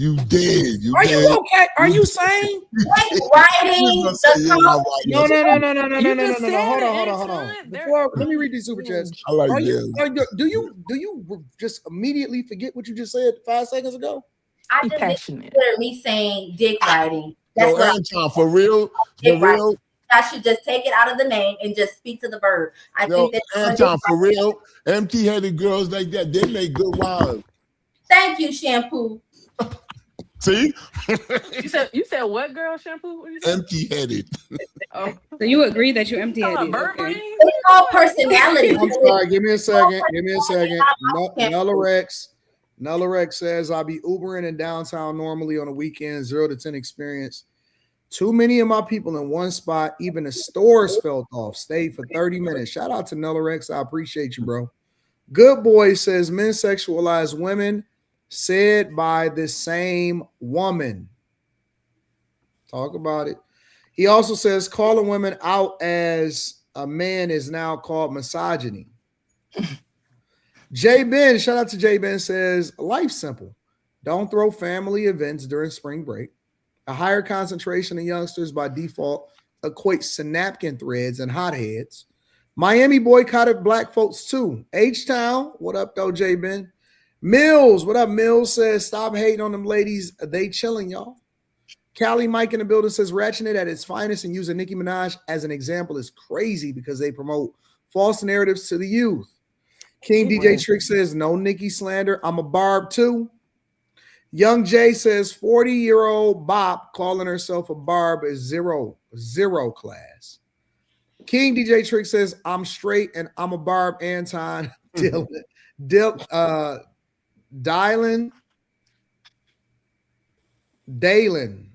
I think he spelled that wrong. He spelled that. Dalen, I got you. They jumping you. Terry Johnson says, being honest, if I had a daughter, I wouldn't want her listening to the Nicki Minaj CD until she was a certain age, says Nicki Minaj. Oh, that was. Me University says, I never looked past her skill, but she got to pay. Marcel says, Dalen talk too damn much. Daddy and the Caddy says, Serenity silent this segment. The yams is yamming. Good Boy says, clearly Serenity purposely showing her twins is no different from the rodeo women. Pop the balloon attention. Wasn't enough for, ain't nothing wrong with you showing your look good. She look good. This is not No, you look good. Listen. If a woman who was flat chested wore the same dress, it wouldn't be a problem. But always Serenity. You ain't got to explain yourself. Serenity, you look good. Don't worry about it. Don't let the super chats get to you. I'll tell you one thing. thing. To get their comments, we're gonna make sure that we acknowledge them. That blanket you let your set it free, girl. Set it free. It's a nice you view, have girl. earned the right to show what you want to show. It's the ones that they're not right. They're always the ones that be talk about it. Show them guns. Show the guns, girl. Those muscles like that. Yes, very toned. KL says, Dalen, you should tell Anton money is your God. Dark Side says, Anita Baker, Cicely Tyson, Dionne Warwick, Priscilla Rashad, all famous black women who set a standard of excellence. Priscilla Rashad. Good Boy said, Jack is the type to support women wearing whatever. Yeah, Felicia Rashad. I think they did they spell it wrong or was it me? Yeah, they spelled it wrong. Yeah. Jack is the type to support women wearing whatever, but are the creeps the women hate. The funny thing is that those women would want him as a friend and call him a real man, but call us misogynistic. KL says, Dalen, come out with a rap album. I'll buy it. Vintage says, Dalen know the power of appearance. Otherwise, she wouldn't be wearing a wig. Stefan Thrasher says, Nicki pretty much started the whole BBL movement. Let's keep it a hundo. We all seen the Anaconda video. I saw it. DJ says, Anton, do you do this crap all the time? You rephrase the original question to suit your narrative. Daddy and the Caddy says, Serenity, why you concealing the yams now, baby girl? Oh my God. You ain't finished yet? What is going on? He should have been That mean finished. they love it, girl. That mean they love it. They can't stop talking about it. King DJ Trick says, listen, the chat is its own entity. Y'all got to ignore it. King DJ Trick says, Jack needs to go to the Midwest and see why Sharon Moreau folded. Download Farmers Only and search up at Kristen Too Sweet. Word Custom says at the end of the day, it doesn't matter if she walk outside naked. It doesn't justify someone else's lack of impulse control to touch her. See, Dalen is doing this, and she got that literally from a deformed gay man. It's really two. Gay man didn't start Duran Bernard said it's that narrative, but I'm gonna let them have it because I do not. A handicapped gay man popularized this, and this is why you do it. Never mind. That's the truth. A handicapped hunchback man did that. And y'all follow this shit. Respect for the dead, Anton. Y'all follow this shit. He did?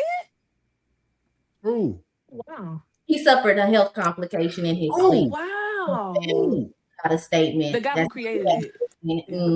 What again? He passed away from health complications. Obviously, he had a disability. He was confined to a wheelchair. What does that have to do with what you're doing? Oh, I was just saying. No, she just mentioned he had. You call him a hunchback, this, that. I didn't want people coming for you. He was. His back was hunched. But he passed away. I'm just saying, let's speak about. I know he's passed away. It don't mean his back wasn't hurt.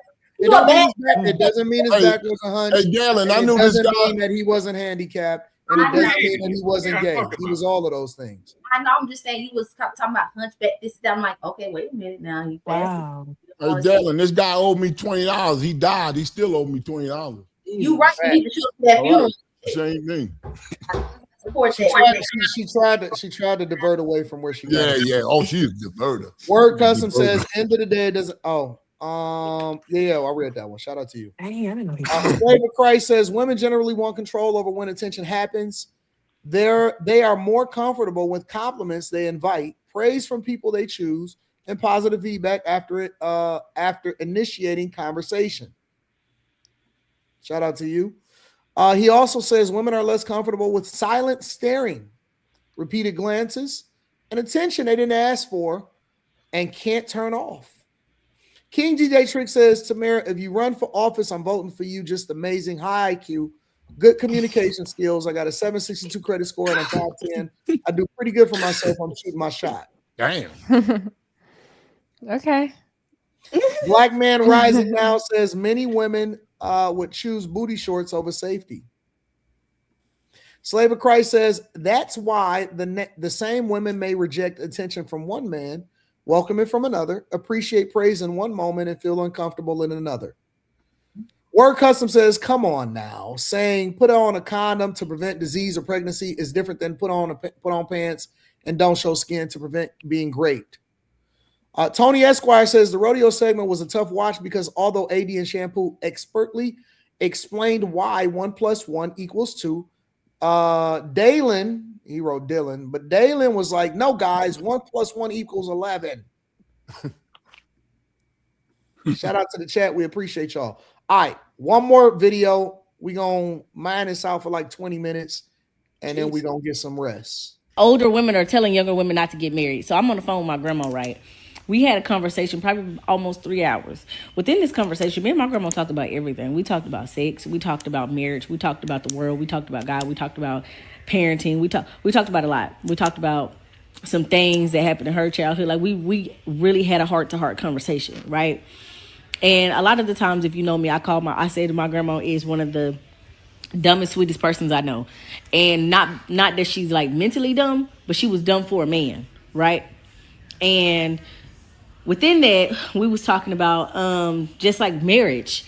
And she said, you will see people in the congregation. My grandma is very religious. She love God. You ask her for advice, you gonna get godly advice, okay?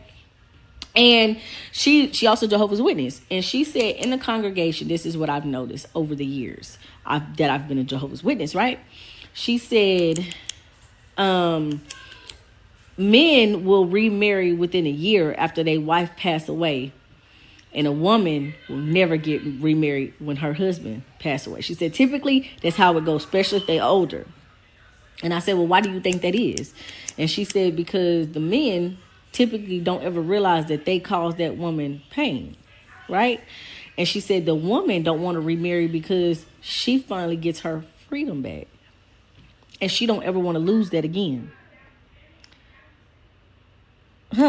I said, well, okay. Well, that's kind of how we see it nowadays, though, Grandma. Like, we don't see a benefit from having a man around, really, because it causes stress and stuff like that. And she said, oh, absolutely.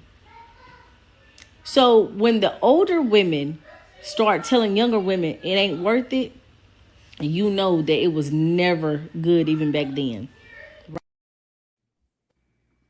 So there's a bevy of older women that are trying to convince younger women not to marry. True or false? And how do y'all view this? What are y'all perspectives on this? It's true. It's true. And it's who said somebody talking already? What's true? It's true that older women are telling younger women not to marry, but it's in afterthought though, because y'all did it and y'all trying to rob other women the experience of experiencing it. Like I said, like earlier, we was talking about your parents tell you not to do certain stuff. That's not going to stop people from doing it. So they're still going to go out and marry people. Why not just tell them, hey, look out for this when you're looking for a guy. Look out for this when you know what I'm saying? Like, tell them to be more intentional. But y'all are trying to fearmonger them out of doing something that you did and you benefited off of. Like, I don't respect it. I don't respect it.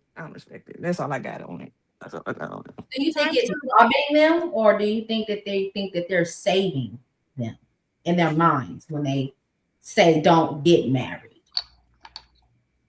So what do you leave? You're gonna have them promote them to just sleep with men then? Like, what's the other alternative? Oh, They're that's not marrying these men.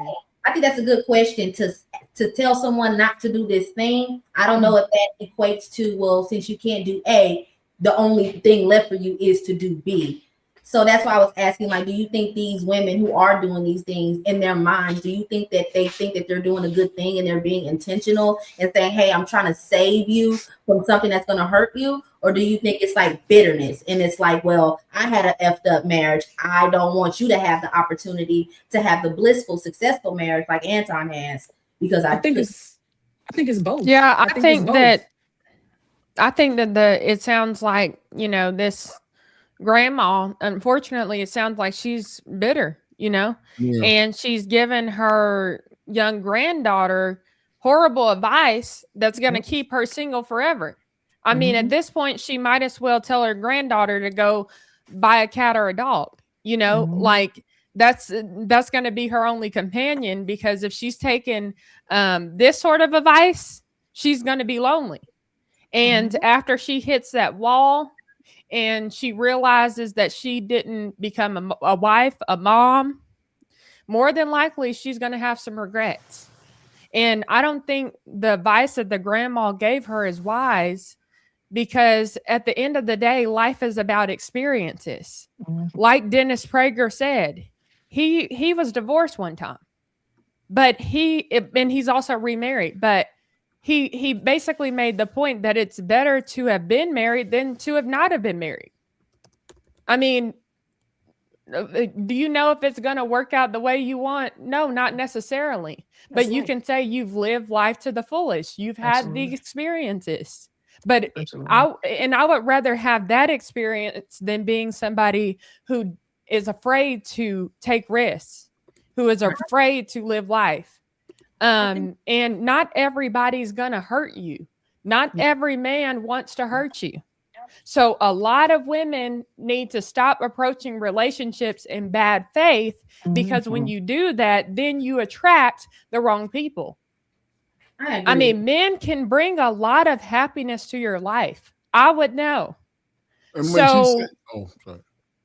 So I just think that this is the problem with a lot of older women. No offense to people who are older than me. I respect my elders. But as Kevin Samuels pointed out, Generation X women have impacted Generation Z women and millennial women in a negative way when it comes to relationships. They full on embrace the feminist movement. And now they're wondering why they're single and alone and they can't find a man. And then they would go on Kevin Samuels' show and want to get upset with him because he's holding them accountable. But they're really there because they want help and they're feeling hopeless. Yep. So why would I take advice from women like that? More than likely, the grandma is unfortunately had some experiences that but the thing is she's not telling the granddaughter that she made the wrong choices. Exactly. The grandmother chose the wrong man, it sounds like. Or the grandma did not know how to work with the man and get on his page. I don't know the grandma personally, so I can't say what the situation was. But what I can say is that it was bad advice. And to add on to that real quick, the when she said about the 5 year, when a man will get married a year later, but a woman will never. She's saying from a negative point of view of that statement. Most women won't get married again because of the love and devotion that they had for their husband. I know it sounds corny these days, but that's the facts. And men get married maybe quicker because they're needy, because the woman used to do so much for him. You know what I'm saying? Pay his bills and all kind of stuff. So I don't know about paying bills, but you know what I mean? Like paying, you know how they do. But taking care of the house, making a house a home, like Levi. I hope I said your name right, sir. Like Levi, did I say your name right? Am I Lavelle. Sorry. Sometimes I mispronounce people's name. People get on to me about that all the time. But Lavelle was talking about that earlier. Ladies, make a house a home. That is a great point there, and a lot of times in the modern day, women don't know how to make a house a home. Now, one thing that Daylin has going for her is she's got the personality, which a lot of women do not have personality. So, Daylin, I'm going to give you props for that. I'm not saying I agree with your points and all that stuff, but girl, you have personality so you can keep men entertained. And they want that. They want to be with a woman who can carry a good conversation. So I get what Shampoo was saying earlier about you would make a good wife in some ways. Now, as far as kind of taming some of that down, maybe some of that can be tamed down. She'll make a good wife, but don't expect any, like, you know what I'm saying? She'll make like Edith Bunk. I know y'all young, but if you watch Edith Bunk, that's who. From the Family. Yeah. From the Family. That's my favorite show. Those were the days. Yeah. They don't make them like that no more. Wait a minute. She was an airhead. She was an airhead, but she was a beautiful soul. Like, you know what I'm saying? She loved him. She loved him. That's her character.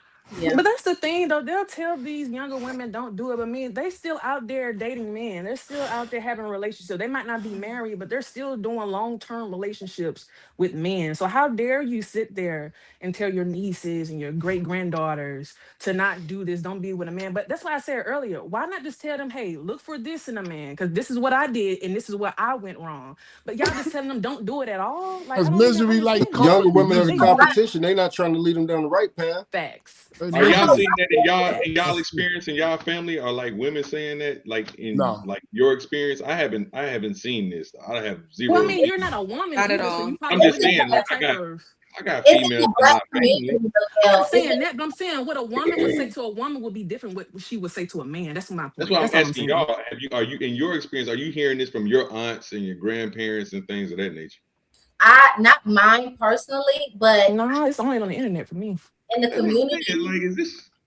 I can't say in the community, a lot of Black women who are divorced or still married will say these type of things, and I think I know why.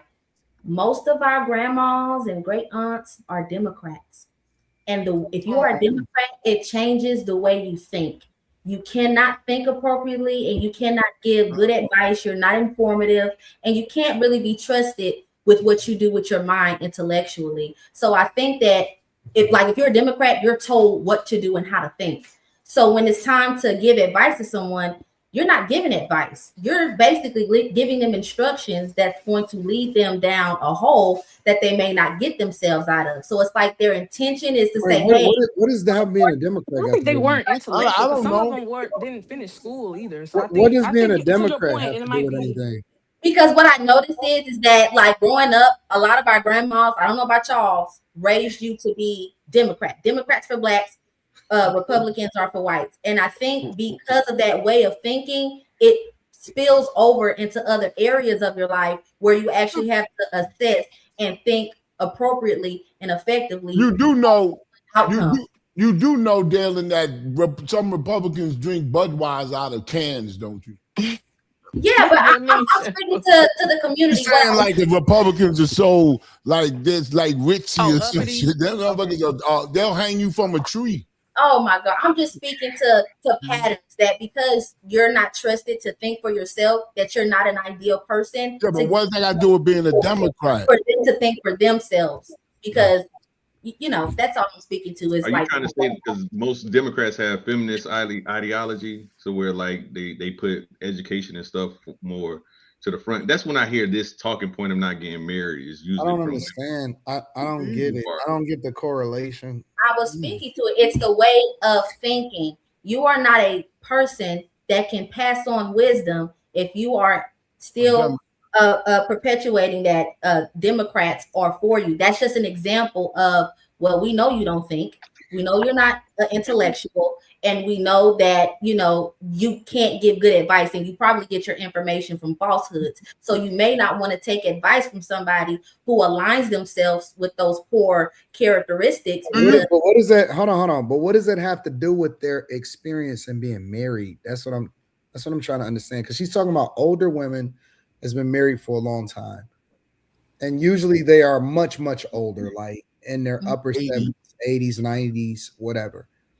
I'm trying to understand what the correlation to being a Democrat have to do with their experience in being married. Maybe I should have said liberal thinking, maybe, because I'm just trying to speak to where the root of being having that experience. And then when younger people are speaking out to you, or maybe you're offering the advice unsolicited, that you're not an ideal person to do so because your past choices and the way of thinking have been ineffective for you. Not just the way of thinking, but back in the days, I mean, all the way from the 1920s, 1940s to the 60s, there was pay disparity.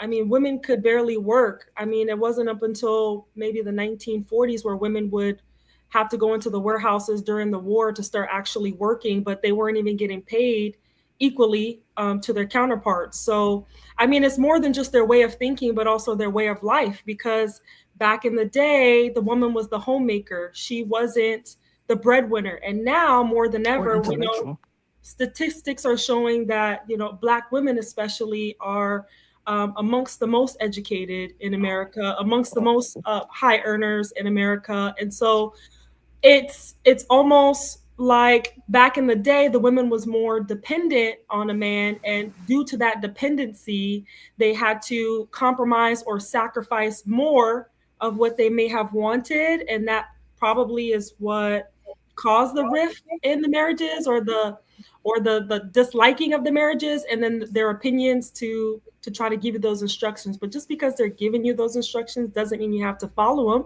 Just like how Anton said earlier, you know, there are select family members, not in the macro, that you would listen to. If they're good at business, you might want to tend to them or speak to them about business advice. But if they're not good with relationships, why would you get relationship advice from them if they didn't have a successful one? So whether it was way of thinking, the way of living, all of those things were so different several years ago. It's totally different now. And I guess, yes, I have a blanket on because I'm cold. I'm sorry, y'all, I'm reading the chat. But, don't pay no attention to the chat whatsoever. Don't read the chat. Okay. Don't ever read It's the hard chat. to kind of distinguish between the certain subcategories of, you know, different lifestyles, because then you also have the women who were with men, they got pregnant, and the man ended up marrying her. So they didn't necessarily align with one another. They just wanted to make an honest woman out of her to create this child and raise this child with two parents. It's a lot of different scenarios that we can like speak to. So that's why I say it's important for you to walk it down to them. This is why it didn't work out. Be mindful of this, but don't tell them don't get married, or you know what I'm saying? Because like I said, the alternative would be for them to just sleep around with men. So is that what we want in society? I mean, that's what we have. Exactly. But like, it's not. Aggressive. Yeah, you're It's not making a progressive. lot of good points there, Destiny. And what I'll say is this too. I got to see my great grandparents married, and they were married for 58 years before my grandfather passed away in 2020. And a lot of their friends, they told me a lot of their friends were divorced. Mm. And I thought that was interesting. So, just watching their marriage and seeing how much they loved each other, I think I got a good view of and I learned from some of their perspectives about what it takes to make a marriage work, You can't, So, you go can't ahead. just love somebody. You got to like them. You gotta like Yes. them, and they did become. I mean, they were Yes. like best friends in a way. I hate to use that word because I know that some people are like, "Well, that's husband, that's wife." Yeah. I don't mean it like that. But what I'm saying is I saw them have this friendship, and I got to watch the later years of their marriage because I'm quite young, So I got to watch the later years of their marriage and just how they communicated with each other and the respect they had for each other. And I can Yes. tell you that they were better together than alone, So why would you miss out on potentially growing with somebody and having Yes. a loving, healthy relationship with them, all because you're afraid or your grandma who is bitter told you that marriage wasn't worth you didn't it? get the outcome that Marriage you was wanted. worth it for a lot of people all this time. Marriage has been worth it. I tell you one thing: the upside of people not getting married and not having kids, the upside of it is that at least they don't have to mourn anybody. You know what I'm saying? That's life. You should be doing that. You're supposed to be feeling something. You're supposed to be. That's why these people don't have the relationship muscles to make anything last because they're not sticking it through. I've Like been married 30 we just years. give it up so easy. I'm talking about, you know what I'm saying? I think about other people, how other people feel. You know what I'm saying? Like kids, you want to go when they, go in their room and say certain things to them, but who are you? Like, you know what I'm saying? That's how I look at it. I'm like, who am I? Let them figure it out. Let them figure it out. I They don't need care. the guidance. Kids need the guidance, though. He They're not got the supposed to be out guidance. here He got the winging it. guidance. I mean, you know what I'm saying? I'm just saying everything ain't a cookie cutter. I agree. Everything's Because not every cookie scenario is different. I get what you're saying. I think that I hear everything that y'all saying, and it's a couple different things to take away from it. I think that Shampoo was right earlier about I talked to my grandmother a lot, and she has lived a really, really great life. Had over 13 kids. Oh, wow. All of them was married, all of this stuff on my mother's side. And she said that she would never ever get married again, not because she had a difficult or it was a bad situation, but because her husband, he passed away or whatever. And the thing about that is that there's a group of women that were so endeared to their men that they wouldn't even think about marrying again. Yep. And that's what I was saying. That's why I'm saying that nobody's better. Nobody's better. She don't. She says she would never even want to live with another man again after him. Right. So there's a group of women that are loud and wrong, and they project the worst things into the culture, and it makes it seems as though it's been a bad ride for women that have been married for a long time. Yeah. And the women that have been successful at it a lot of times, they are quiet and they just chilling and they just living their life. It's almost like relationships today. A lot of the times, the people that are successfully married and in great relationships, you don't hear from them because the women are protecting their peace. They protected the thing that they have because they don't want to have a lot of visibility to it. Yeah. And what I found is that also on top of that, a lot of women are, if you talk to a lot of women on the surface that have been in relationships that was great or is in a great relationship, I don't think that they are as great as you think that they are. They are as protected as you think that they are from the men that they are with. You don't hear from them. You don't get to see them. They don't say a lot. They just pose and they, they do the little thing and they network effectively and they just live happy lives. But part of what makes them great is the fact that they are with great men, not that they great on their own or by themselves. Right. And what I've also seen from a lot of women today, which is kind of a little different from what you were saying, Serenity. We say that women are the most educated, but I'm regularly showing people the statistics in what they have a lot of degrees, but in shit that don't necessarily translate into resources and finances. You see the result of that now that they got to compete from a merit-based perspective and they're not getting a leg up, or we don't have programs to elevate them or to separate them and say that, hey, you are great. They just got to compete on their own merit and they suffering. And they are the most in debt. They are the most enrolled. They always go back to school, not necessarily because they love school, but because they don't want to pay their student loans and they're trying to get that deferment. So when you see a lot of this play out, you see a lot of this happen. A lot of women have been for a long time standing on the shoulders of men. Even the technology, even the spaces that y'all can exist in today, that was built by us. You would never have been able to build it on your own. And the only reason that y'all are in these positions is because we allow for y'all to be. It's the reality. It's the truth. And it doesn't mean that women aren't great in their own right. It don't mean that they're not cool. But what it does mean is that they standing on the shoulders of men still today. Still today, they stand on the shoulders of the men. I largely believe that most women, we're going to go back to a time, especially in this AI era and the technological age, to where women can't compete with men, even though they advocated to be able to, and they're going to go back to the core of what they truly were. And that's traditional. Wanting to be led. Yeah, I think that women are going to start leaving the workforce en masse, and they're going to start going back to being stay-at-home mothers, stay-at-home wives. It's already happening. It's already happening. Yep. Yeah, it's too hard to compete on merit alone. Yeah. I mean, black women are complaining on TikTok. Yeah. I mean, black they women are. are They complaining on complain. TikTok. I get so many different videos. I just did a whole bunch of reaction videos I ain't even released yet of women regularly saying, "Oh my God, it's so hard. I can't take it anymore. I don't know what I'm doing. I don't make enough money. I'll never be able to make enough money.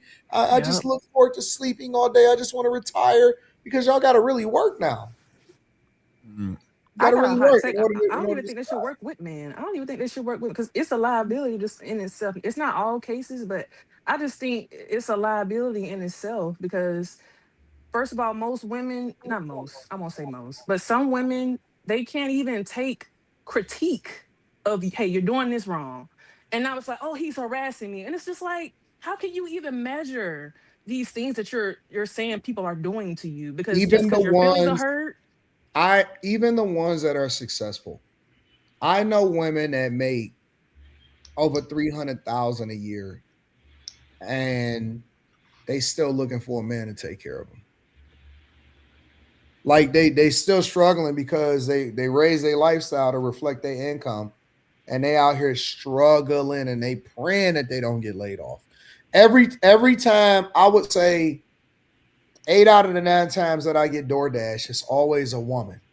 That says a lot. It's a woman that is delivering that food. It's scary. And they tired, boss. They tired, boss. That's unsafe. Some of them they can't keep their mouth shut. You know what I'm saying? So now in this situation, I'm just playing. Well, to Destiny's point, you are on to something, because I don't know if you're familiar with Dr. Cheyenne Bryant or Kendrick. They are the main ones, and I think the loudest voices in these spaces like this that are coming back with the evidence and the proof and the experience. Like, they try to tell these women the honest critique, and they are so ridiculed. I mean, yeah, like they have a rebuttal for everything. They have an excuse for everything. And it's like they don't want to take the advice or the tools to get what they need to apply for their life, for the women that they go seek it from. So I think Hey Dylan, if it's raining, right? And you go outside with no raincoat on and you get wet, whose fault is that? it's my man's fault because why would he? Oh let my me go? God. Oh my God. Yeah, Shampoo, I think you make a good point though when you talk about just kind of, you were kind of joking when you said it, but I think a lot of women could learn something from what you said, which is we have to be quiet to listen to our men. Listen to what they're saying. Remember who the man is, and then remember that you're a lady. And I like that. I mean, so I think there's a lot to learn there. Even in the Bible, I mean, it talks about women being quiet, So I But it's think hard, that Don't say that to Mira. They don't You're like right. that. I mean, because it's these days true. it's It's true hard. though. I'm not just that's not my words. That's in the word of God, So I just But think what if there's he? something we can learn from that. Well, let me challenge you for a second, Tamara. What if Okay. he's saying, "Shut up, stop talking. I told you to shut up." If he told me that, or if I'm being honest, I probably would be quiet only That's all because right. he All has right. more. I like He it. has Come more on, come strength than me. on. He could hit me or Yo, something, yo, I see? hate to say it like that, You know but it's what, the Tamara? reality in that You- moment, You will always have your arms and your head, and you will never get dismembered. Because But honestly, know though, how to I shut think that's up. how it starts. It starts mentally, not all cases, not all, but it starts mentally before it crosses over into the physical. Though, not saying just for the scenario, of her I not shutting understand. up. Just in general, it's just like why push and push and push a button. And like she said, you know where it could go. Why would you continue on and keep pressing I and don't pressing and understand pressing? it. I I don't don't get it understand it. either. You know what it is? Ego. No, I'm talking to It's the What woman, did ego. not to her what did specifically. Dalen say? I didn't hear you, Dalen. What'd you say? To what Destiny was saying, I don't think. I hope I'm saying it right. It's Tamira. Tamara. Tamara. Mhm. I don't think she would be that type of woman in her relationship, but she would intentionally push her man's button. So my question to you is, if your man, whom you would not, disrespect or push his buttons, if he told you shut the fuck, like, would you stay with him or would you reconsider some things or would you just Why? I mean, for me personally, if he did that to me, I probably wouldn't stay. If you're treating me disrespectfully like that, especially if I'm not, like I would more than likely leave that relationship But because what if that you're is talking too much? What if you are talking too much? But she Then- wouldn't be. That's the point. She wouldn't. I don't understand. But I'm saying, I probably thank you, Dalen, for what you said there. But if a man is treating me like that, especially if we're in the dating process and you're, saying these things to me, that's a red flag, and I'm walking away because a man who loves me would not treat me that way. He would not speak to me that way, So- because he knows that I am a lady, So you know what I mean? Nor Yeah, would I it get to mean, the point to where he would have to tell you to shut up because it wouldn't even get to the point to where you would, you know what I'm saying? So Because Right, maybe and- because that you might be involved with a woman of that type, like that keeps well, talking that's and his fault. talking and And talking. that's But his you fault. love her. You love her. It's And not about love. It's not. Shampoo. What if? Okay, go ahead. I was That gonna ain't love, say, that's I was gonna lust. say this too.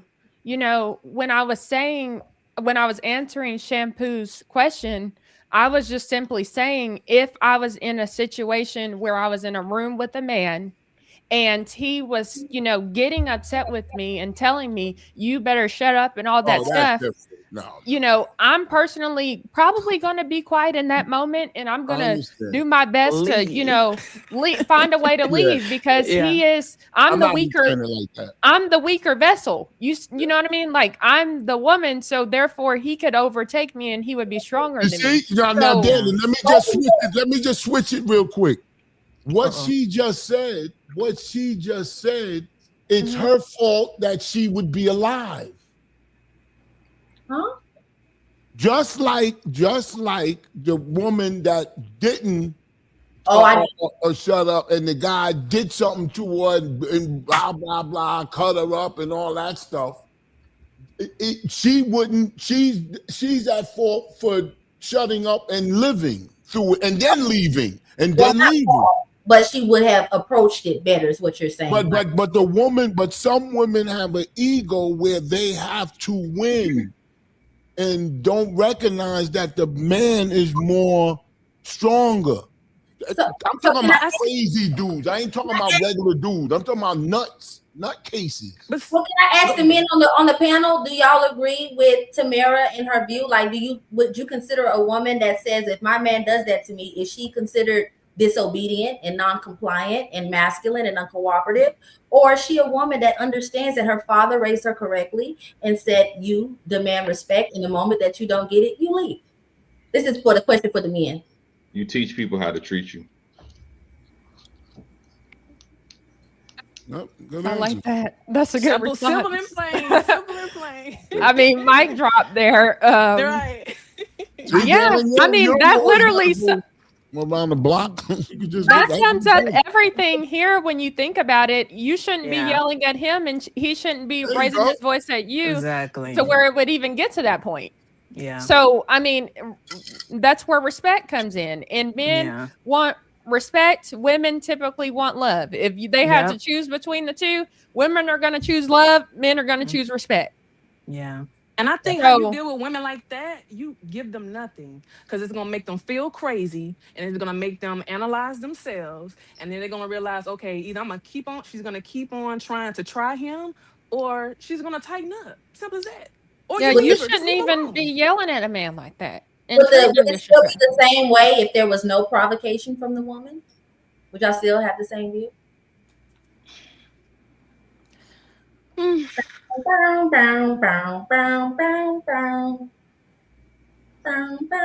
mean, what does that look like, though? What does that look like? Give me the scenario. A What that would look like. Okay, so let's say I'm on the phone with my girl. Ooh, girl, you pregnant again? Oh my God. And my man is like, bitch, you do like something like that. Something Shampoo would say. But if you have a man in your house, why would you be speaking that loud anyway? Like, where's the respect for your man in your house? Like, why would you be?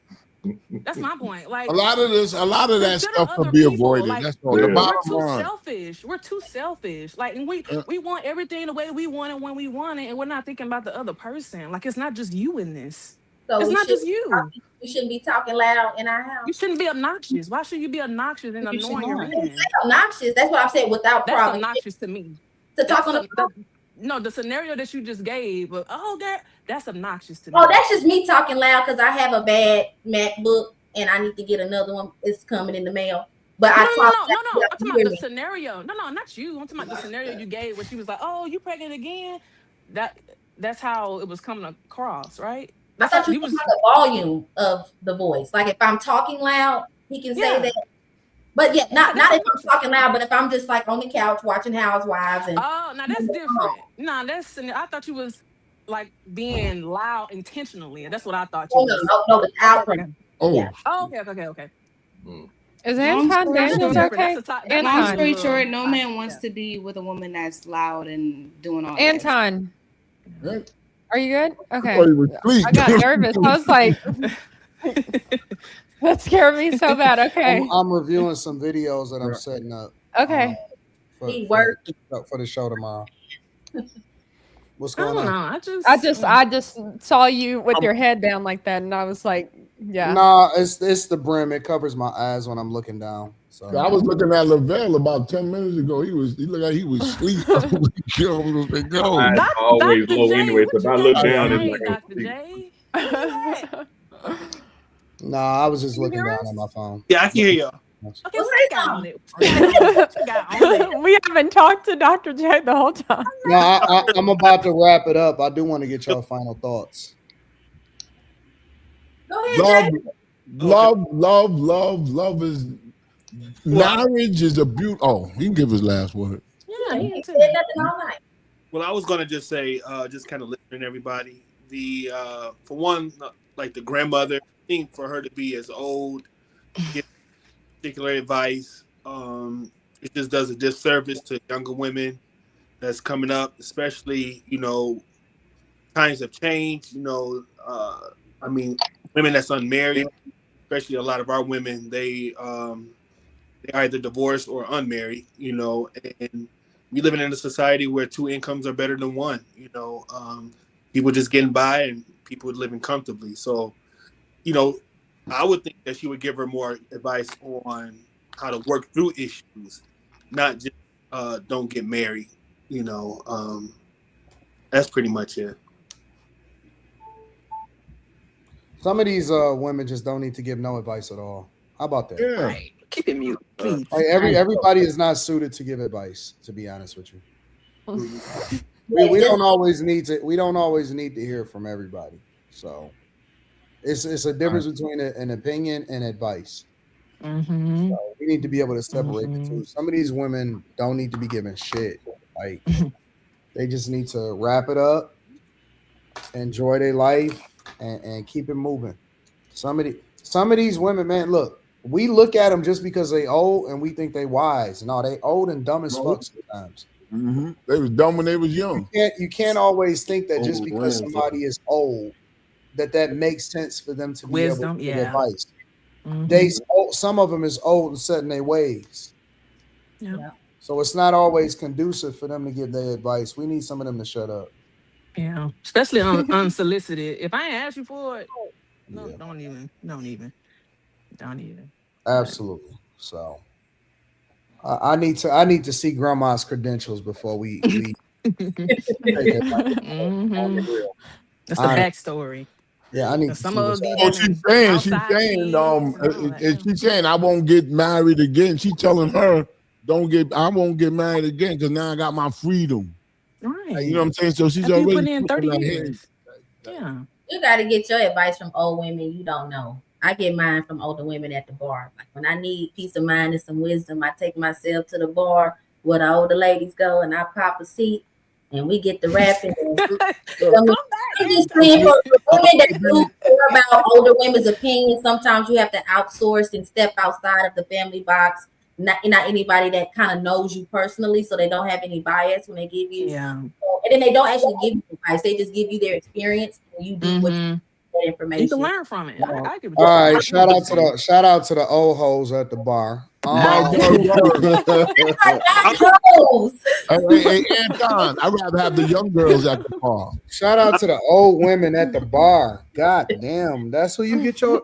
All right, listen. It all makes sense now. They drinking. They might tell like the grown and sexy lounge. Come on, Anton, don't do me like that. I'm not at the young people place. I'm going to places where the older. Yeah, them older. They be having good music. Like the jazz in the background. No. I didn't say that it wasn't good to have a good time at the old and sexy. I said you said. Oh my God. You said you went to go to the bar for advice. You taking advice from an old lonely drunk lady. We didn't say we was going dancing. You went to go get some advice. That's crazy. I purposely go for good conversation that's not from women that's usually my age. Because sometimes no, that's not what you said. You said you went to go for advice. It's the conversation. You can't get advice without conversation. I'm just not walking up to Hattie Mae and like, hey, tell me about your marriage. I hear you. All right. Well, let's. Oh man, hell of a night, great show. Shout out to Daddy and the Caddy. Says the Dalen and Friends show with her hula hoop mouth, whatever the hula hoop mouth is. You like that? Daddy and the Caddy says, Serenity, don't be ashamed of your body, yaddy yaddy.